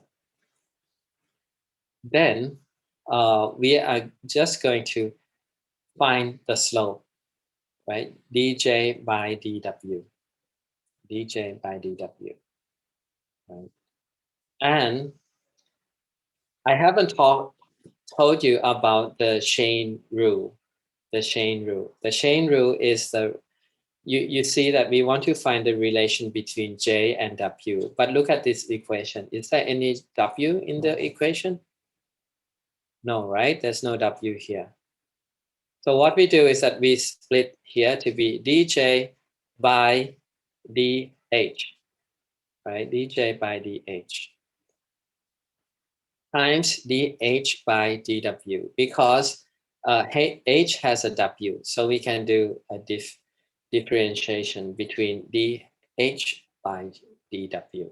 You know, H filter, I mean cuts out, right? This is H, and we can cut here, right? And then we get dJ by dW. This is called the chain rule. This is called the chain rule, right? So those guys who are learning calculus right now, this is very easy for you guys, right? But for us, for seniors that have forgot already what the heck is differentiation, that's too long ago. That's 10 years ago. Then this is just a revision. But just take it easy. Just okay. Just look at this. If you don't understand, then that doesn't matter. Okay. Then dj over dh, right? dj over dh, right? So you take 2 out. So this is 2 times 2 over 2. This is 1. And you're going to do inside. You do outside first, and then you do inside first. So this will be y minus h, right? Times inside, which is minus 1. So you have a h minus y, right? So this is this term. What about this term?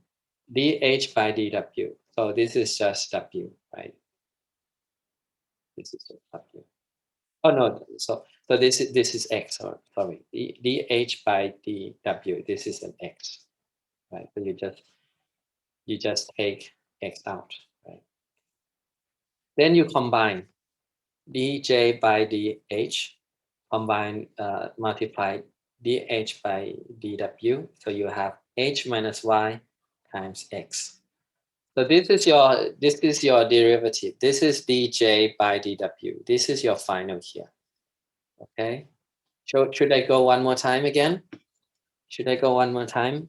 Raise your hands up if you want me to go one more time. Okay. Okay. Let me share screen. Whiteboards. Share content. Okay. Okay. This is the whiteboard. Whiteboard. So we have our data here. We have our data here. We know that from this data point, this is Y, this is X, right? By looking at the data, we kind of have a sense that this is a linear regression problem, right? Because if we can find a line that passes through the data, that's our model. That's a good model, right? But what is the W? So this is a linear regression problem. So we know that the prediction is H equals to Wx, right? And if W is equals to 0.5, then it will be this line. If W is equals to 1, then it will be this line. If W is equals to 2, then it will be this line. If W is equals to 3, it will be this line. So what is this W? What is this W? We can do some guess, right? We can guess. We can try an error. We can try one and calculate the errors, right? Okay, we can calculate the errors.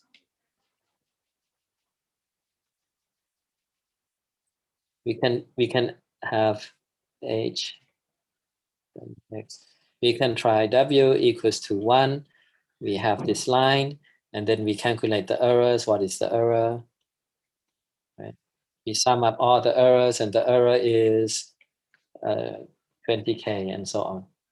And then we can try W equals to 3, which is this line. We calculate the errors, and so on. And then the error is 3,000 and so on. We can try a lot. And then we eventually we will try number 2. And 2, we will have this that goes to the data, and the error is only 200. So this is the brute force way. So we try a lot, but this is not efficient. Why do we have to try a lot?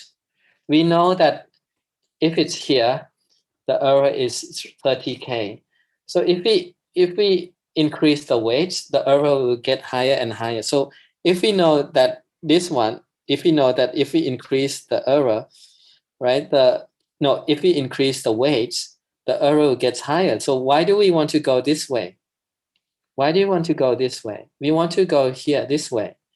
We want to go this way. Okay, again, here, again. If we try here, we try W equals to 1. And if we try W equals, if we make a small change, W equals to 0.8, the error increases. The error increases, then why do we want to go this way? We don't want to go this way. Because if we make small changes in this direction, then the error will increase. So why do we want to go this way? We want to go this way. We want to go up. Right? And that's how we are working. This is gradient descent. And this is the data plane, right? This is the data plane. But what we want to do is that we can look into the error in the error times weight plane. So this is the error, and this is the weight plane. Right? And then we will find that something like here, that if the weight is equals to 2, then the error is minimum. The error is 200, right? And if W is equals to 3, then the error is 20K, for example. So if we increase the weights, the error increases. No, we don't want to increase the weights then. We want to decrease the weights until it reaches 2. And here we want to as well, if the weight is 1, we don't want to decrease the weight. We don't want the weight to be 0.5 because the error will increase. So we want to go this way, right? So this is what we're trying to do. And in order to do that, we need to calculate the gradient at the point of the weight.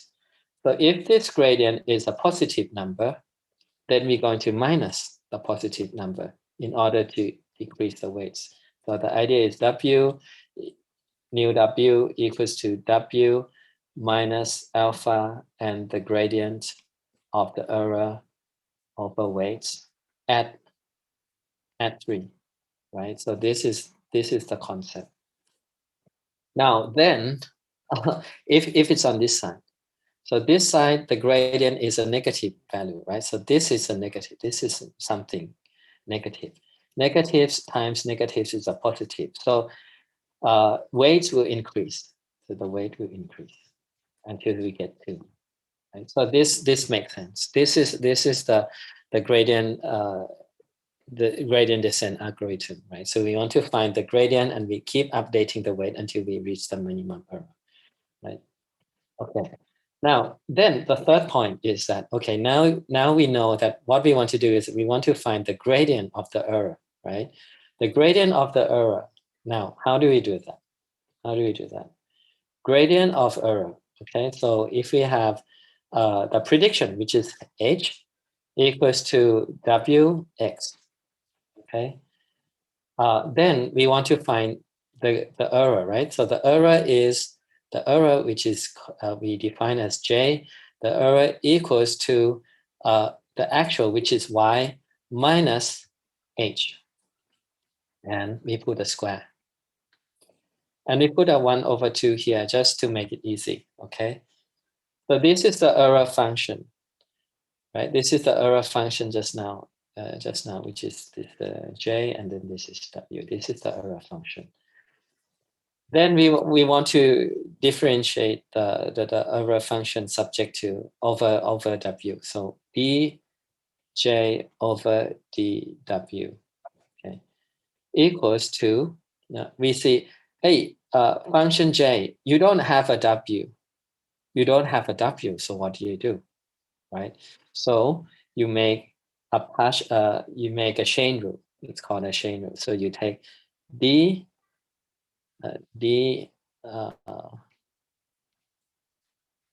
my handwriting sucks. Sorry, guys. So d j by dh, right? Because there's an h here, right? You look at this equation, there's an h here. And then this dh by dw, right? Because h has a w. We want to make this.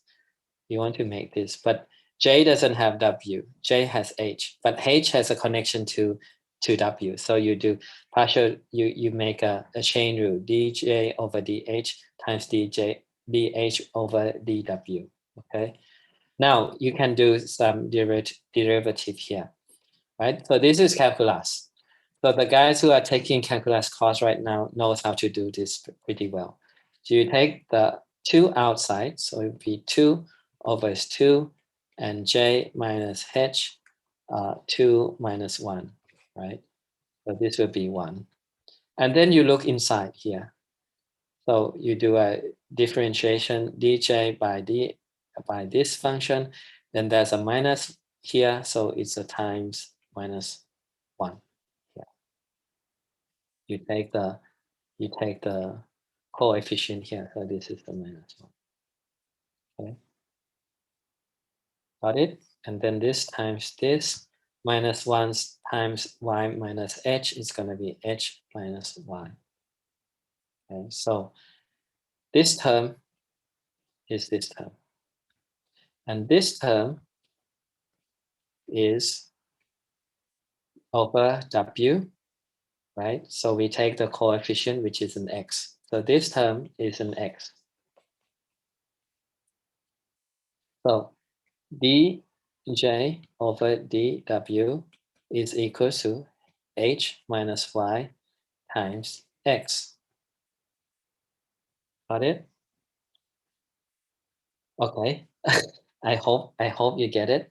But this for people who don't get it because they forgot calculus. But just go through the calculus course again, or find some materials online, and then comes back to look into the slides again, and it will make sense. But just now, the only thing that I want you to know is that we want to find the derivative between the error function and the weights. That's it. It's dj by dw. Find it for me, please. That's it. Okay. And then when I find it, I have this equation, h minus y times x. Okay. Then can I proceed to Colab right now? I hope so. If not, then I will go to Colab again anyway, because I don't have time. Then we have to do image classification as well. What do you mean? Yes, please. So let's go, right? Yes, please means go to Colab. Okay.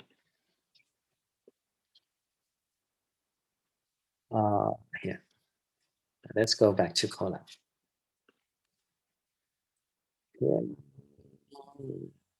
Yeah. Yeah. This one. Okay.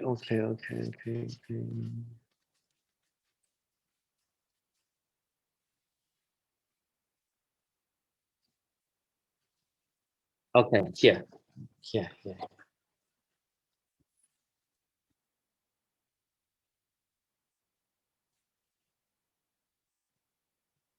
Okay. So starting from here, right? Starting from here, I have to make. I would then make the Colab.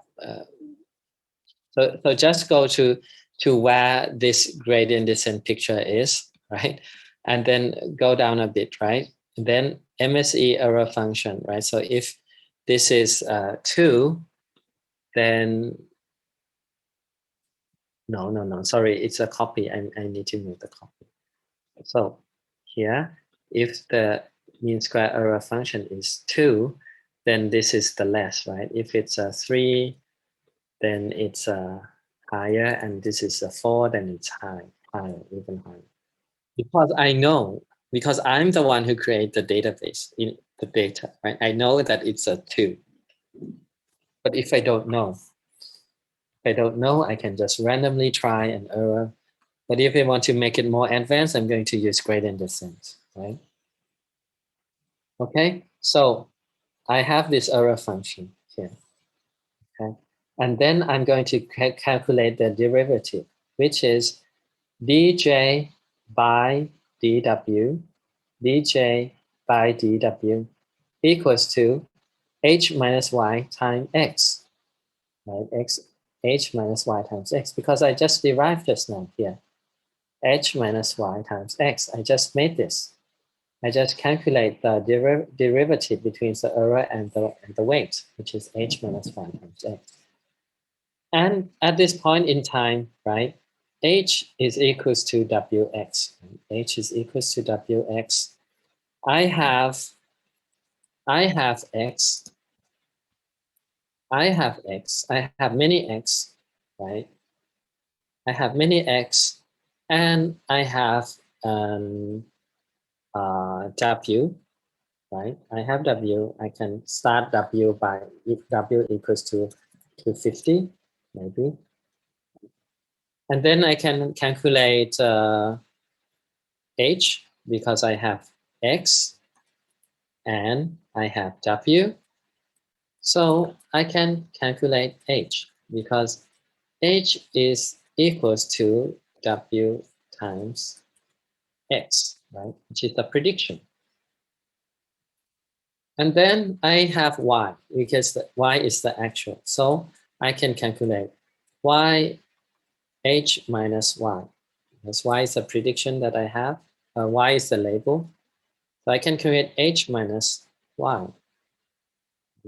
And I can also calculate h minus y times x. And this is the derivative of the cost function over the weights, right? According to the formula that I have calculated just now, right? So I can create dj by dw like this, okay?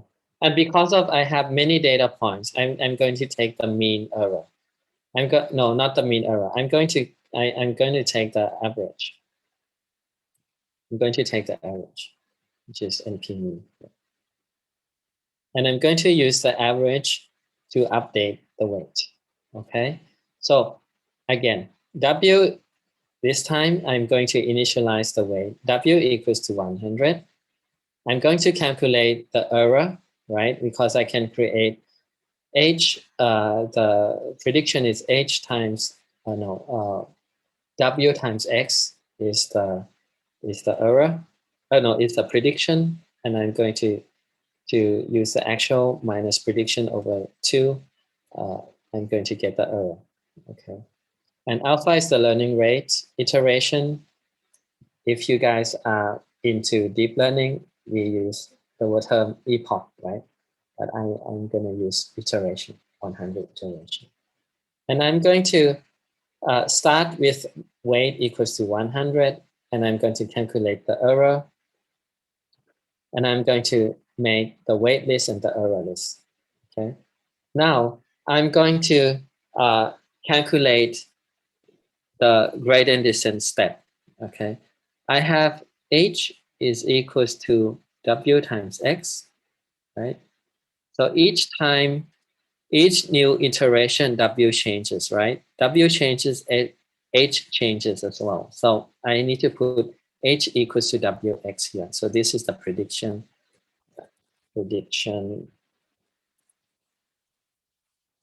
at each iteration.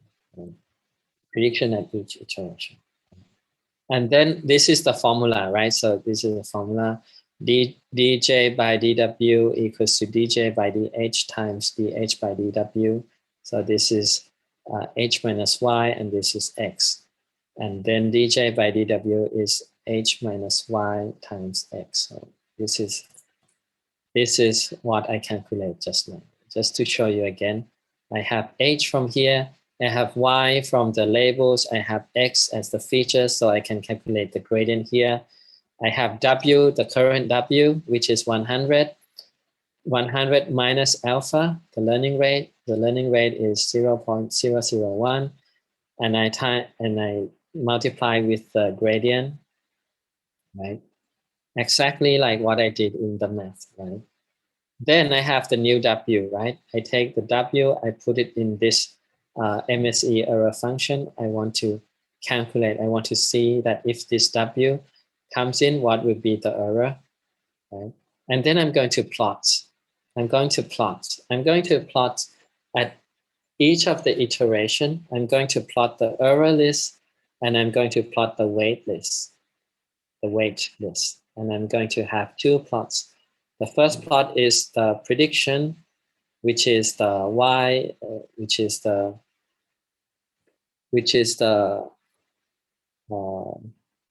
scatter. So this is the ground truth. This is x, this is the feature, and y is the label. This is the actual data. And the red line here is the feature and the prediction, which is x times w. So this is the prediction. So I'm going to make a plot between the data and the prediction at the first iteration. And I also have a second plot, right, x-axis 2, which is the weight and the error. So this is the weight and this is the error, right? So hopefully this red line at each of the iteration will go down, down, down, down until it fits the data. And the error will keep, the weight will go this direction, keeps decreasing until it goes to 2. Right? So let's try. So weight initialized as 100, right? Alpha is learning rate. Let's take 100 iterations, and then let's see how it works.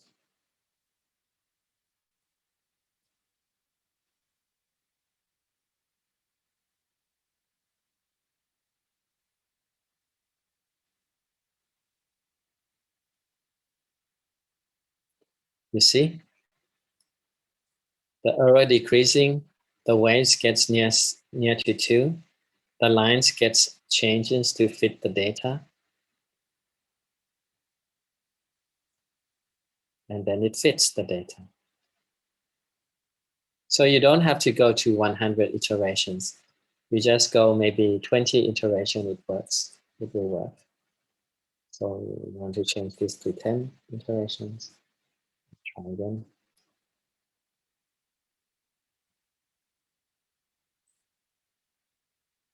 No, 10 is not enough. Maybe 20. Maybe 20. Maybe you want to try 20 iterations.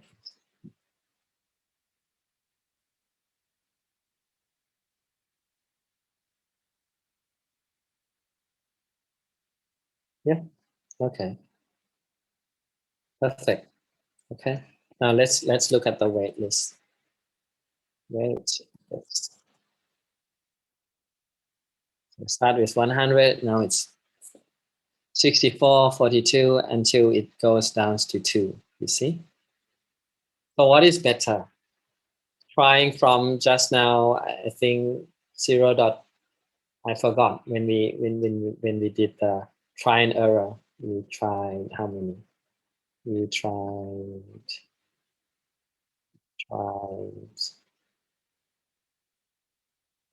we tried 400 times. We calculate the predictions 400 times, more than 400 times to get the best weights.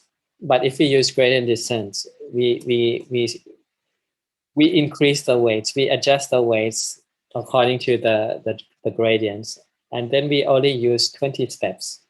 Then we get to the minimum point. You see how powerful it is? Now, if the initializations of the weight is minus, okay, so then what will happen? What will happen if the initialized weight is minus?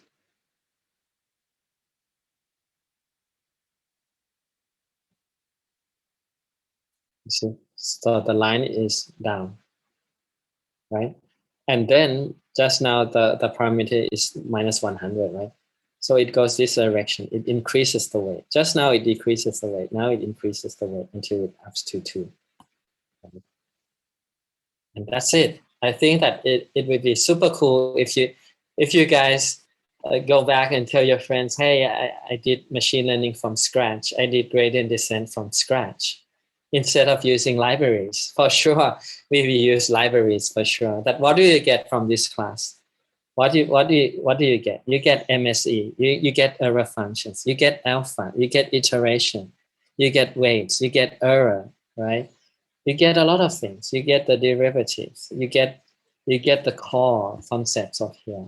And in the future, maybe you want to do your master degree, your PhD degree, or you do research and you read papers, you read articles, and they talk about error functions. They talk about activation functions. They talk about sigmoid. And you get all of these ideas coming in, right?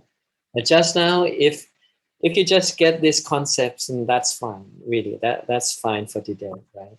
You go back and then you go through the slides, you go through the collab, you get more feelings about this. And if you have any questions afterwards, just you can contact me. You can contact my team, okay?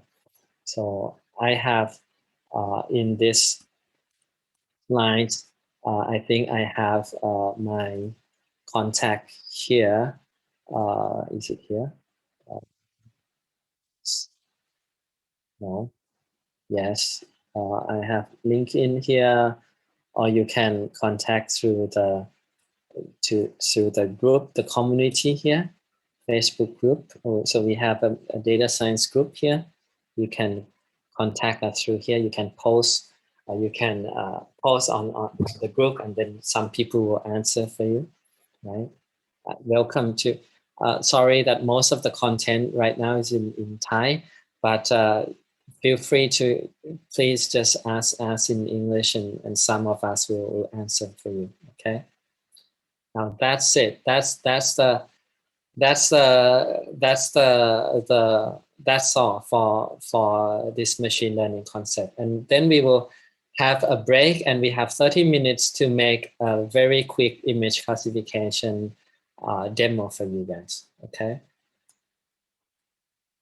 So whoever wants to take a break, take a break. Who wants to ask questions, and I will answer them for you. Okay.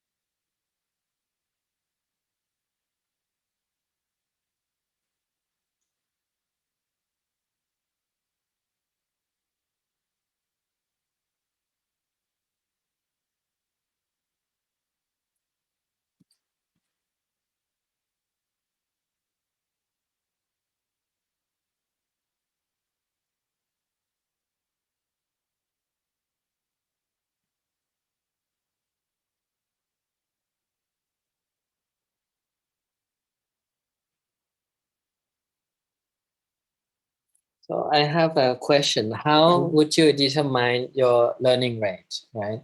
So this is the learning rate is a hyperparameter, and the learning rate depends on your data and the function. So this is a try and error that you have to try.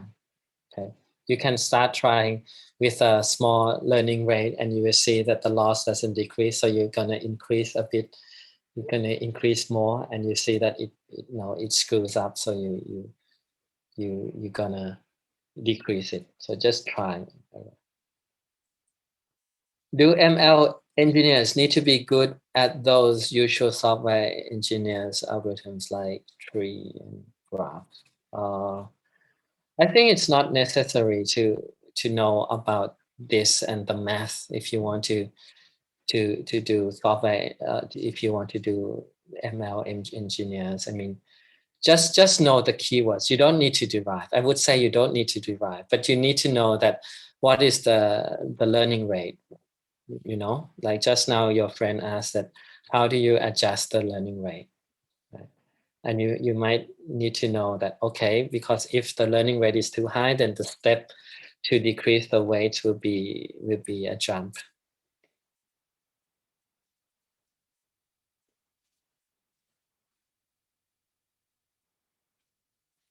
How would you know that the learning rate is optimum? I think this is a problem that a lot of people are trying to bang their heads on right now. And I think that there's many optimizers right now to adjust the learning rate automatically, like Adam optimizer or others.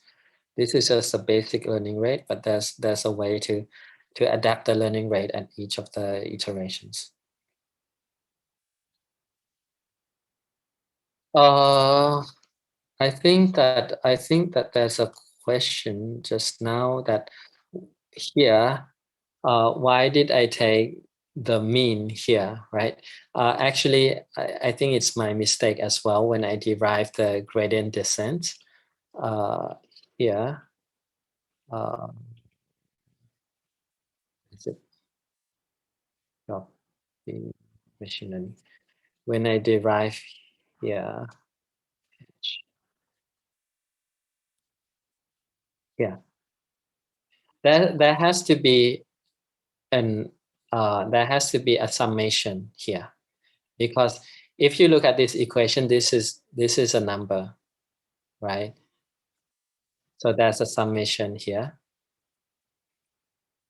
And you don't have to take the average. You can take the whole summation as well, but just make a mean here. It doesn't affect.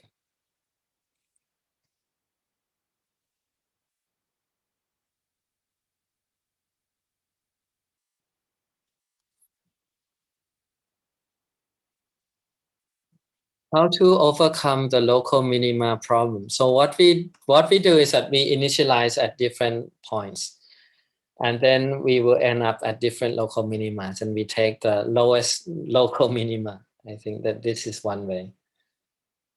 I think that there might be other ways, but this is how this is one way. Right? Just do it many times and gets the best.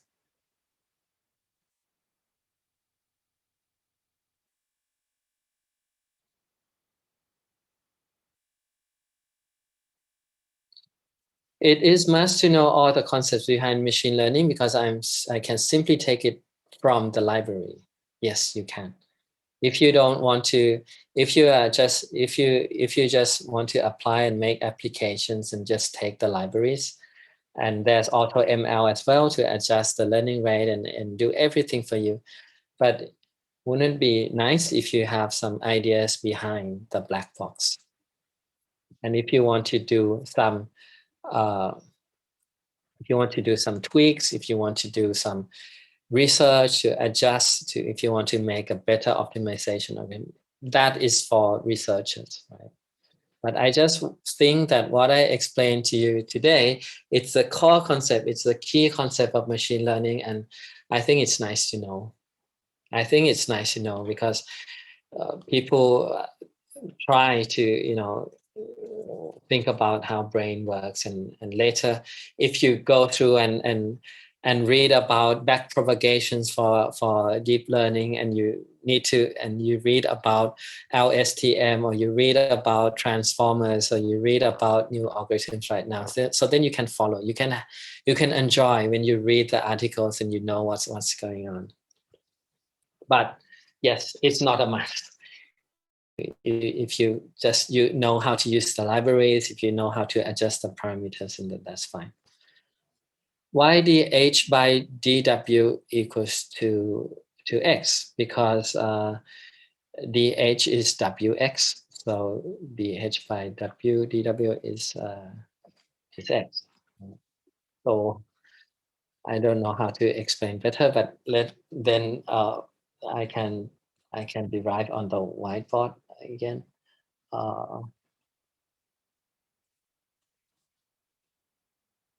Share content whiteboard. So I think that in math at school, you know y equals to ax, right? And then dy by, this is called, so dy by dx is equals to a. I think that this we can do. Ah,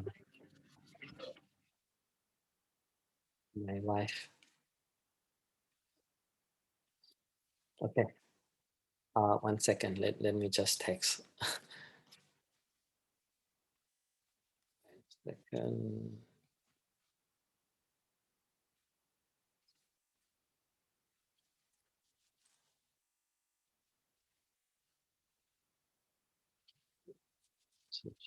Okay. Sorry. Where am I? Okay, here. So I think you guys know that y equals to ax, so dy by dx is a. And how do you derive this? So just as I said, the definition is it's a small change in y, right? Small change in y. So we replace x. So this is limit delta y by delta x delta x near 0, right? So delta y is what? Delta y is small change in x, which will affect y, right? So this will be a times x plus delta x, right? And then below is delta x. And then this is ax plus, is it? 1 second. Ax, a alpha x over, wait, what did I do?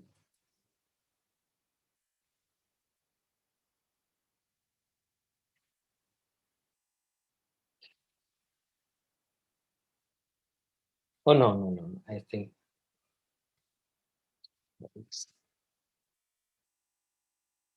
Oh no, okay, sorry. So sorry. So this is delta y, right? So this is the new y when I change the x a little bit, and then this is a x here. So that's a minus ax here. So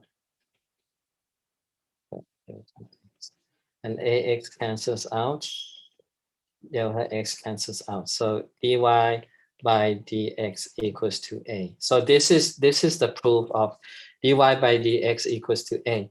Now, if we change y, right? We change y to be just now what was it? H, right?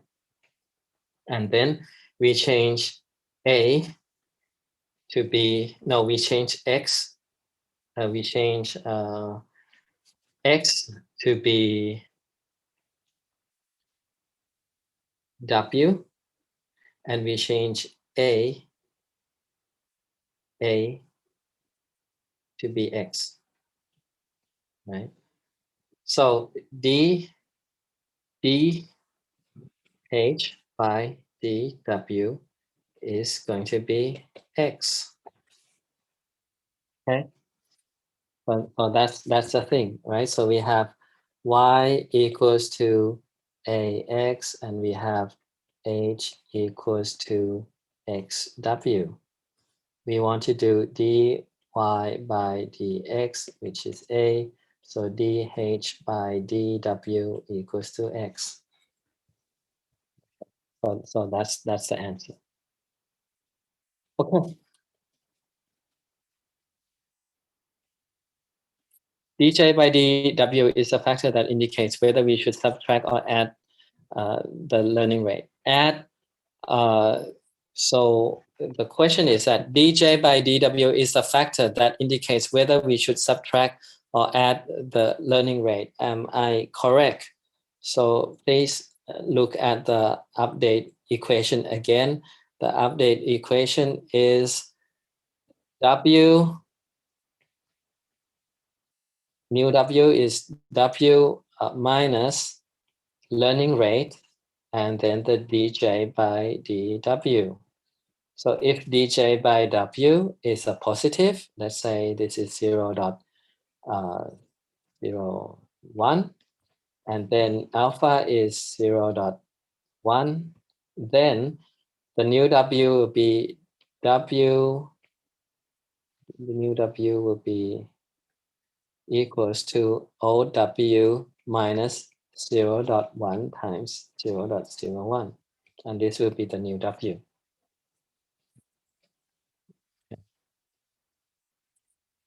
Wow, from your perspective, how far can computer vision go?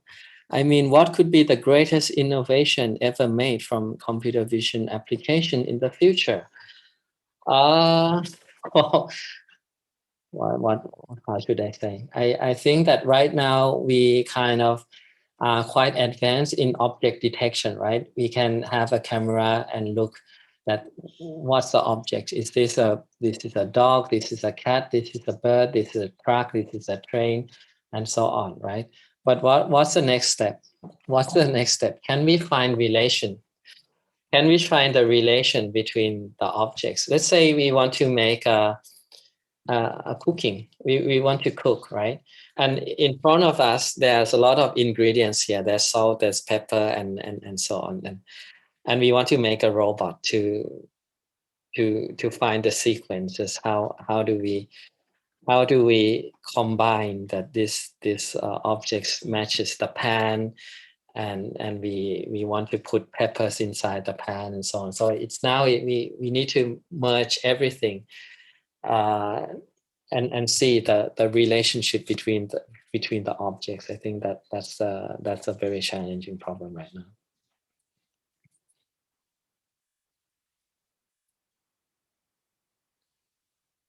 Okay.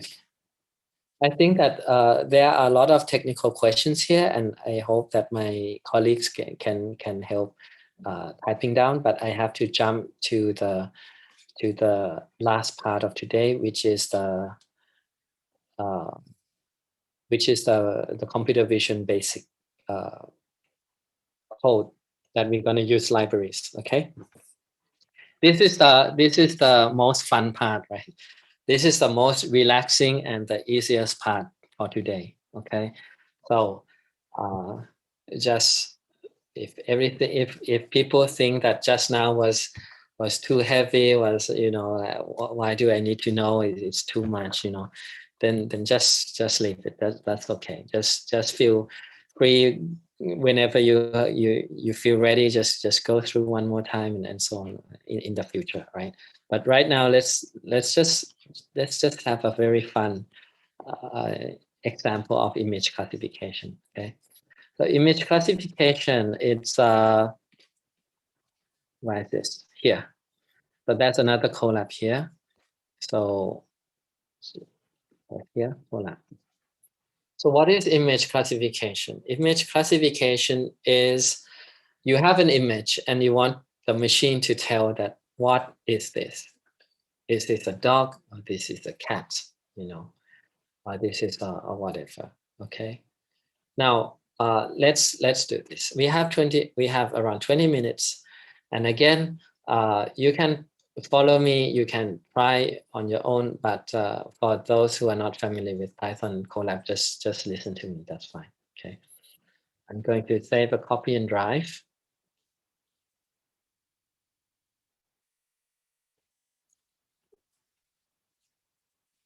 And I'm going to, okay, for this time, I need to change the runtime to be GPU.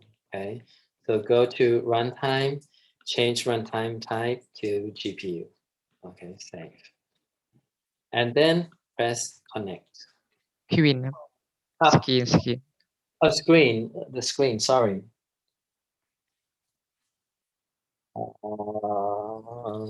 One second.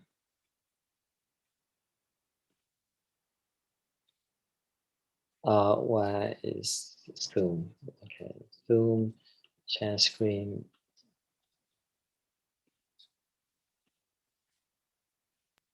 Okay.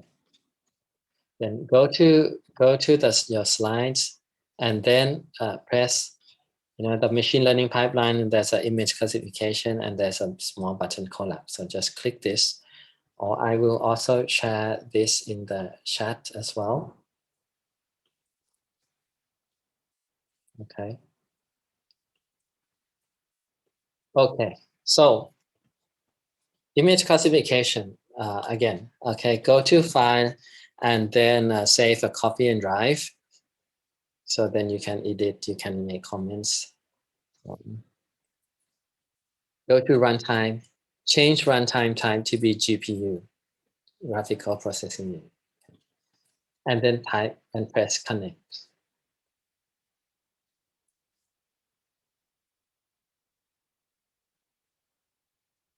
Okay, now that's a connect here.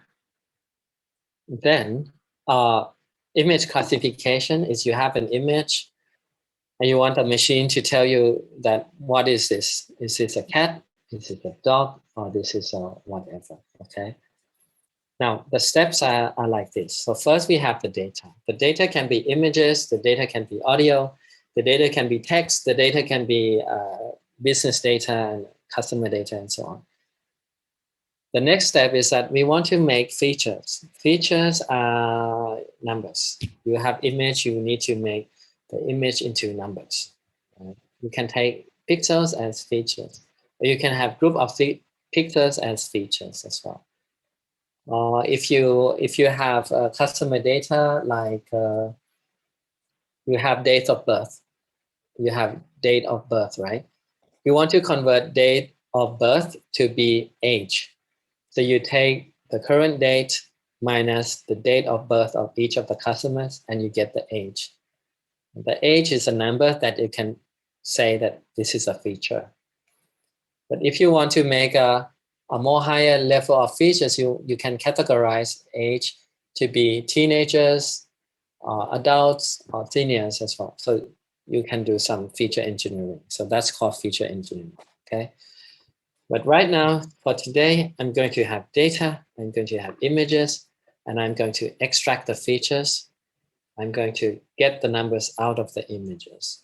And how I get the number of the images is, I'm not going to go deep today, but I'm going to use a called pre-trained neural network. Pre-trained neural network, what is it? You have big companies like Google or Facebook that they have a lot of images, right? They have a lot of images. They have millions of images, right? And then they train a neural network. They train a CNN, convolutional neural network. They put images and they have labels that this is a chair, this is a dog, this is a cat, this is a cow, this is a whatever, you know. And then they train this big neural network using big GPUs, big computers, you know. You have something like here, right? So you have numbers and you have dogs, cats, birds, and so on. You have thousands of classes and you have millions of images. And they train this neural network to predict these images, these categories, right? They train this for you. They uses a lot of data and GPUs and computers and hours and months to train this big giant neural network, right? With millions of parameters, right? And what we do is that instead of we want the predictions, we want the features. So we chop out the predictions here and we take the last layer before the prediction. The last layers are the weight combinations between the features and the weights at each of the layers. And you get the layers before the prediction. So these are numbers as well. And we use these numbers as features to predict what we want to do next. And why does it make sense? Because let's say we want to classify between nasi lemak and som tam, right? For Thai, right? And although Google or Facebook, they haven't have nasi lemak, and sorry if I made wrong pronunciation. It's a Malaysian food. It's the #1 Malaysian food, right? If they haven't trained the network to classify between som tam, which is the national dish in Thailand, and nasi lemak.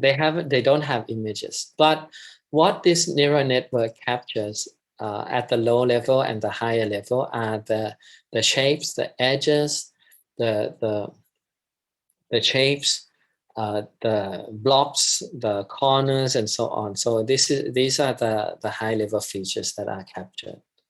And later I can put here, so I can search CNN convolutional neural network layers. Are there any examples? Yeah.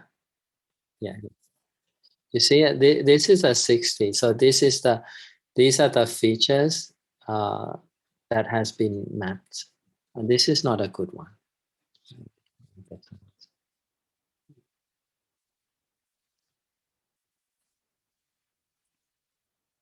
Parts, shape.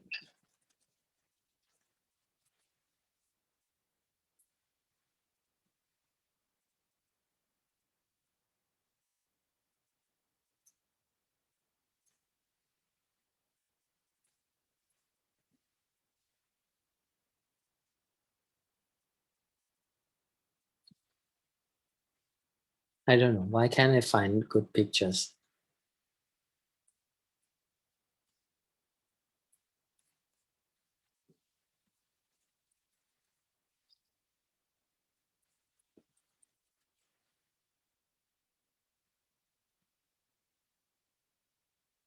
Then maybe this one. Okay, so this is a car, and this is the first layers that you get, like shapes, like lines and edges, and then you start to have objects like wheels, and then you have bigger objects like the car. So these are the features at each of the levels, and that's what I said that. Okay, Google and Facebook, they have trained millions of images and objects. So the first layer will be shapes like this, and cars and parts and tails and so on. Imagine that they don't have somtam, right? But they have spaghetti, right? They have spaghetti in their training set. So they will have some high level features like lines and spaghettis and sauce and something like that. And that's the concept of pre-trained network. So we're going to use a pre-trained network to extract the features today. Okay. Now let's go back. Okay. So this is the extract feature. And then we're going to train the model. So we're going to use a linear support vector machine, linear SVM, to train the model. Right? We take the features and we use the model to do the classification. Right? And then we're going to test and we're going to deploy. Test is that to see how accurate it is, and deploy is that we're going to use it in production. Okay, so just follow me. Okay, so first I'm going to install Botnai library. So I just made this library up so then we can we can do stuff easier. So this is, you don't need to use this. This is just to get data out. Right? I have I install Botnai library. Then I import Botnai library as BN. Okay. Then this is an image. Okay, this is an image of what is this? Okay, this is a cat image. This is a cat image.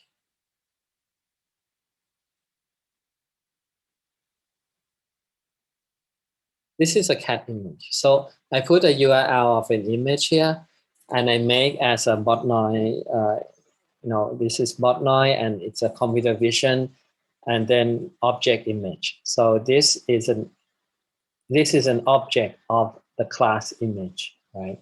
Class image. I hope you guys are familiar with Python, right? So this is a class.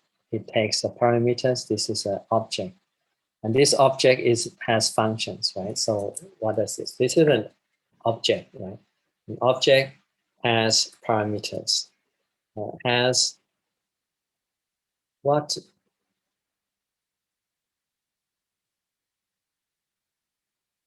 So So image is an object. So if I dot, I will see functions. So I have attributes like image path. What is the image path? And I am dot get image. What does this do? This is a function, right? It will display. So I am dot. If you see a box, then that means that this is a function. If you see this arranged, then this is a attribute. Okay. So here I have MobileNet and ResNet 50. Right? MobileNet is a function to calculate, to extract the features from this raw image to features. So if I say im.get MobileNet, it will get features.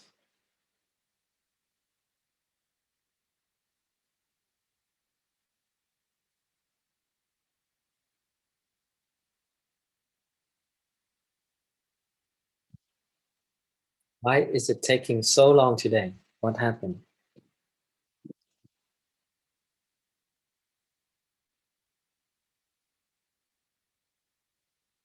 Is it my internet?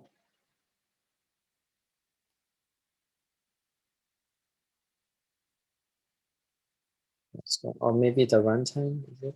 Okay. Let me check my runtime. What is GPU? Okay. Anyway, maybe the internet connection. But once I call this function, let me check again. Now I have MobileNet as the attribute. Right? So this, I don't have to extract the features again. I already extract the features and save it as attributes. Right? And I also have not only MobileNet, I have ResNet 50 as well, which is another pre-trained neural network. Right? I have this as well. So I call this function and then I get the attribute as well. ResNet. Okay. And then I can save this. I can save this. im.save. And I can name it as 1.p.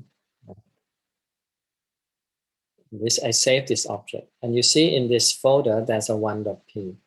And I can load this object again, IMO, image object, and IMO dot uh, get image.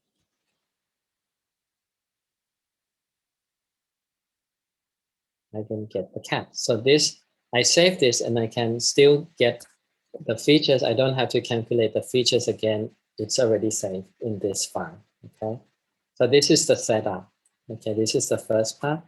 And then, what else? What's next? I have another module for you guys to use, which is scrape, right? Scrape, you can use it to scrape images. So from Botnai import scrape as SC, right? From Botnai import CB, computer vision import OS. So here, let's say I want to get somtam images, somtam. Oh, no, okay.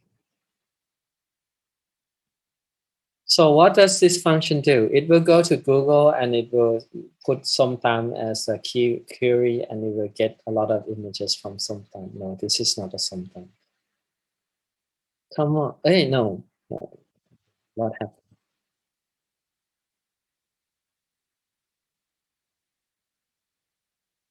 Okay.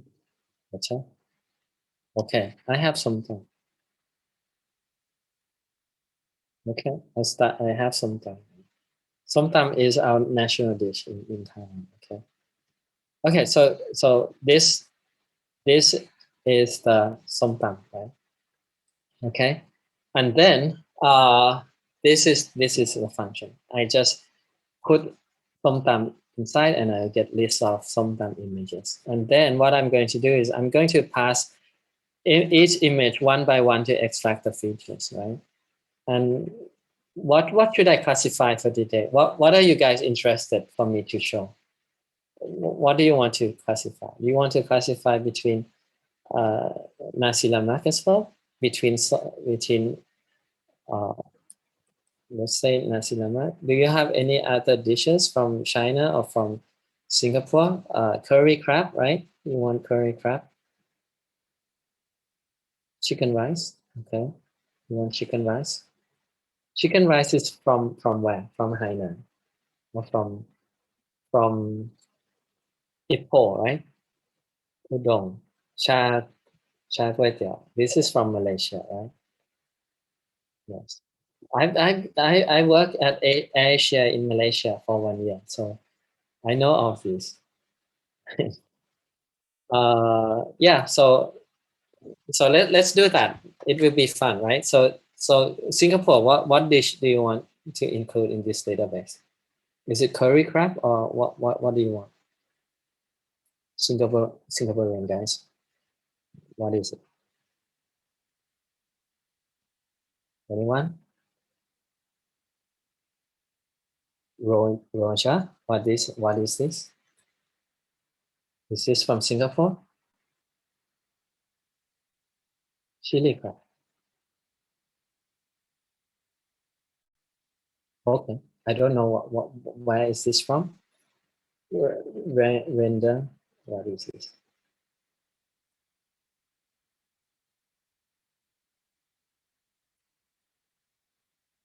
Bakuta, I like that. I like that. All Singaporean food is Malaysian. Okay. Okay. Let's do that. Okay. Let's do that. Let's do a classification of our SEA food, right? And I love all the food that I've tried. Curry crab, chili crab is good. Bakuta is good. Okay. And okay, let's do that. So next, okay, this you don't have to care about. Then extract image feature. Okay, here we take the query, right? We make a folder name. We make the folder name here. Then we put the query like Bakuta or whatever. And then we loop, right? For image in image list, we create an object, we get the features, we save the features, right? And that's it. So this is this function. And then I'm going to make a loop between all the foods that we have mentioned, like ba, put there, right? And then som tam. And then what else? Rojak. Sorry, I haven't tried this. Chili crab. What else?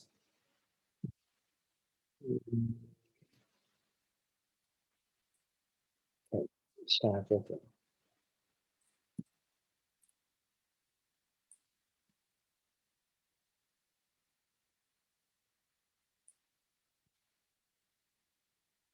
Me, Siam, Tom Yum, Tom Yum. Okay, I think that's it. Okay, I take one more. Nasi kerabu. Nasi means rice, right? And then I don't know what is kerabu, but let's include here. Okay, so okay, I think that this is a lot, right?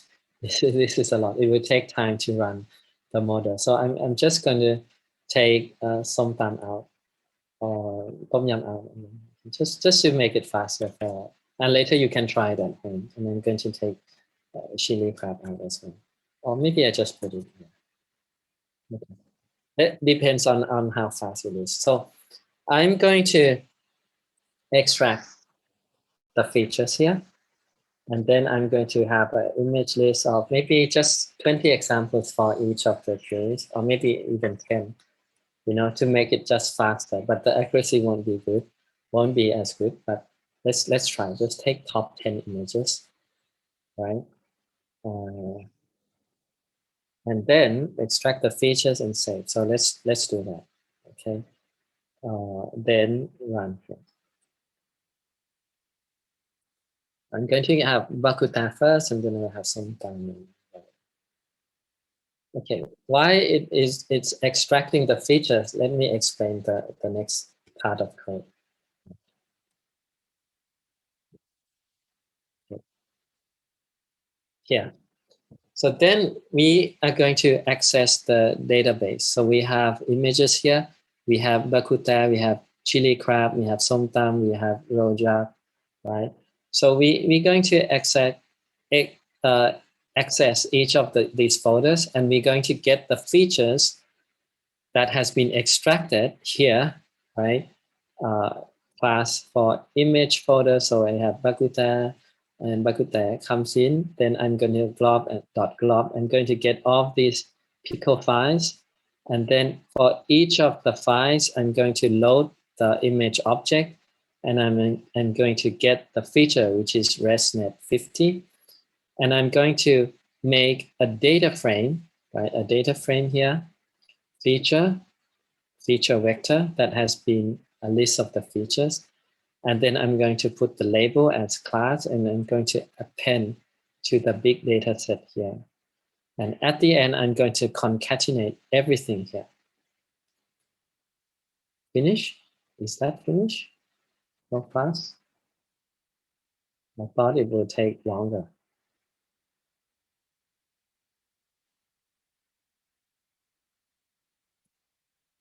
Okay, seems it's done. Okay, then Then, okay, I'm going to run this function, create data set. Data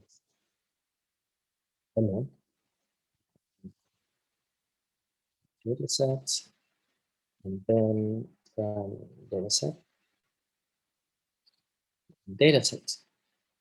Okay, so now I have this data set. I have Bakuta, its features, and so on. So this is the label, and then this is the feature. And this is Nasi Caribou. So I want to have a look. What is this?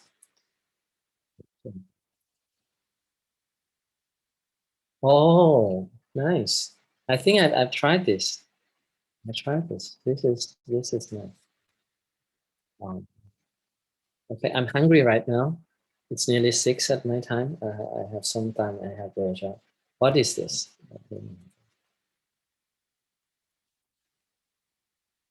Okay, I think I've seen this and tried this. It's a bit sweet, right?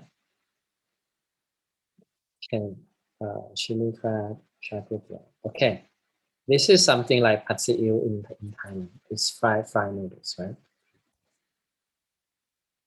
It's something like fried noodles. Okay, so I have features and I have labels. Now, then I'm going to train the model. Remember just now I did this linear regression from scratch, right?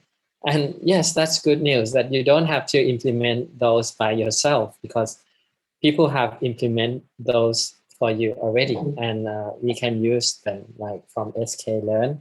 It's a library that has many of these algorithms for you to use. And I'm going to use a library as well to split the data. Training set and test set. So this line, it's going to take the data, it's going to shuffle the data, and 80% of the data it's going to use to train the model. So this you have train features and train labels, and you have test features and test labels, right? And I take 20%, but this one, yeah, I only have 10 images, so I want the test size to be very small, right? So I only have 10 images. Come on, so I am going to use one instant to test how good it is. Right? And then I'm going to fit the model. So I train features, dot value, and train labels. So I'm going to put the features together with the labels, and I'm going to fit it with this linear SVC, CRF, and I fit the data. This is train the data. So when I train the data, I'm going to put the features together with the labels, and I have the models. And then I'm going to use this model to predict the test features. So I'm going to give the test features to the model to make a prediction, but I'm not going to tell the models the labels. I'm not going to give the labels, the test labels to the model, you see? And then I will have the prediction that, what is this? This is char kway teow, this is bak kut teh, or whatever, right? And then I'm going to dump the model. I'm going to save the model to an XML file. And I'm going to compute the accuracy of the test set, right? So I'm going to use the remaining test labels. The result is the prediction. Is it equals to the test label? If it's equals, then I count 1. If it's not, I count 0. And I divide it by the length, I will get the percentage. So this is this function. So test data set, I have this data set, and I have this as the name of the model. Right, so I'm gonna run this. Okay, I have 0.5 accuracy, and who can say that is this okay or not? Is this 0.5? Does it make sense? Does it make sense with this 10 images per image, 10 images per dish? Is it okay? Are you okay with this? You know, the model can guess anything from this 10 data points from this how many names of the dishes. So you have 1, 2, 3, 4, 5, 6. You have 6 outcomes. 1, 2, 1, 2, 3, 4, 5, 6. So it's like a dice, right? You toss a dice, and 50% of your toss is correct. So would you say this dice, this is okay for you? I mean, you have a dice, and if you don't have any information, you will say that it's a 1 or it's a 2. And probably your prediction is the accuracy will be 1/6, right? So it will be 16%. But here you have 50%. So it kind of makes sense, and it encourages you to put more data. So you're going to adjust this parameter to be 30. You're going to take more data, or you're going to, you may look at the data. You may try different models and features and so on. So this is encouraging for me, right? And I hope it makes sense for you guys. Just now, your friend asked that is 90% okay or not, and this is the answer. Depends on the problem, right? If you only have bakuta and somtam, I would say 100% it should be correct because they look totally different, right? But maybe somtam and char kway teow, we as human, we have seen many of samples of these. But for machines, you can imagine that it looks pretty the same for them because they are, long edges and so on. Okay, so then now it's the deployment. So we have the models and we have the tests. Right? So now we have the model. We load the model here and we make a predict image. So we have a new image. Just now was like you go to your reading, you prepare the exam, you have an exercise book, you tear the book into 2 parts. So the first part is for learn to study, and the second part is for you to try whether you can score good marks or not. And then when you have bad scores, then you're going to try again.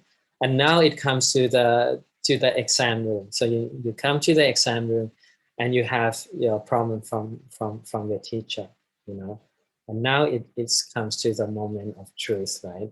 So you have the models and you have the predictions, and now I'm going to find a nice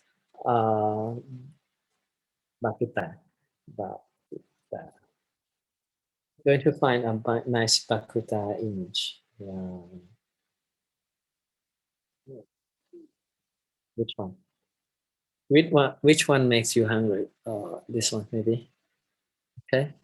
I'm going to take this image address, and hopefully, no, I need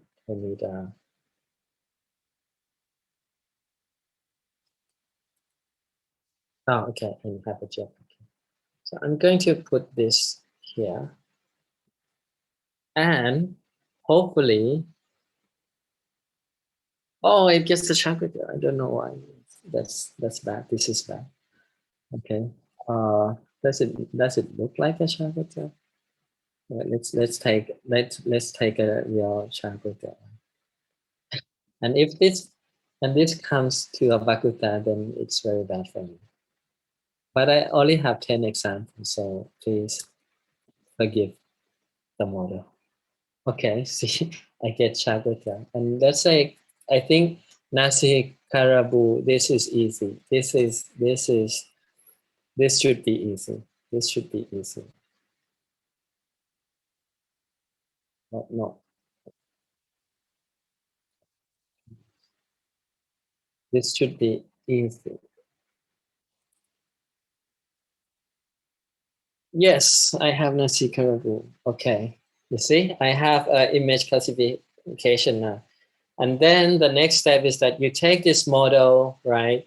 And then you write a Python app, or you make an as an API, and you plug this API to your mobile app or your web app or whatever. Okay, so I hope you get the sense of this. So take this code, modify the instance, modify the names here. You can classify between dogs, cats, between cars, between trees, between whatever you want. So that's it. You see that it's pretty straightforward. It's pretty simple. Okay. I think we're over time. I hope you guys enjoy this class, got a lot of things back, and good luck for the Shopee event. I think that the promise from Shopee will be image recognition or natural language. You have data, you have text data, and you're going to make representation out of the text. Unfortunately, we don't have time to show you the features, but but I hope you get the sense here. Okay, good. Thank you all. นะครับ yes, I will update the collab and I will share this. I can share you this as well. So I don't know how do I contact you guys after this session. I don't know. Maybe I will send you the final materials to the host, to Shopee, and Shopee can distribute or not. What I don't know what's the best one. Or just take the links. You have access to my presentation, right? So just take this, right? Just take this presentation analysis, right? And I will keep updating the collab. I will keep updating the collab and also the slide if there's some adjustment. And take this and you see that there's some links to the collab. So I will update the collabs, and that will be the final code. And hope it makes sense. Okay. And if you have any questions or if you want to contact me or contact my team or whatever, as I said, there's several ways you can link in me. If I have time, I will definitely go to and answer you, or at least link to other places where you can get information, or you can join our group. As I said, in the future we will. This is our big plan. This is our big plan that if you guys are interested to become data scientists in our pool, we're more than welcome. We want you guys to be here, and if some companies contact us to, hey, I need some junior data scientists, I need some data scientists, I need some trainings, then if it's in Singapore, then I'm going to have a search engine to search for pools for people in Singapore and send it to those companies. So this is the long-term strategy. The big plan, I would say, the big plan that we are lack of data scientists, we lack of AI engineers, and this is my big plan to scale this up. Okay, cool. So I think that's all, and good luck, really, and let's hope we will get in touch. Okay, thank you. Kun Yui, you want to say this?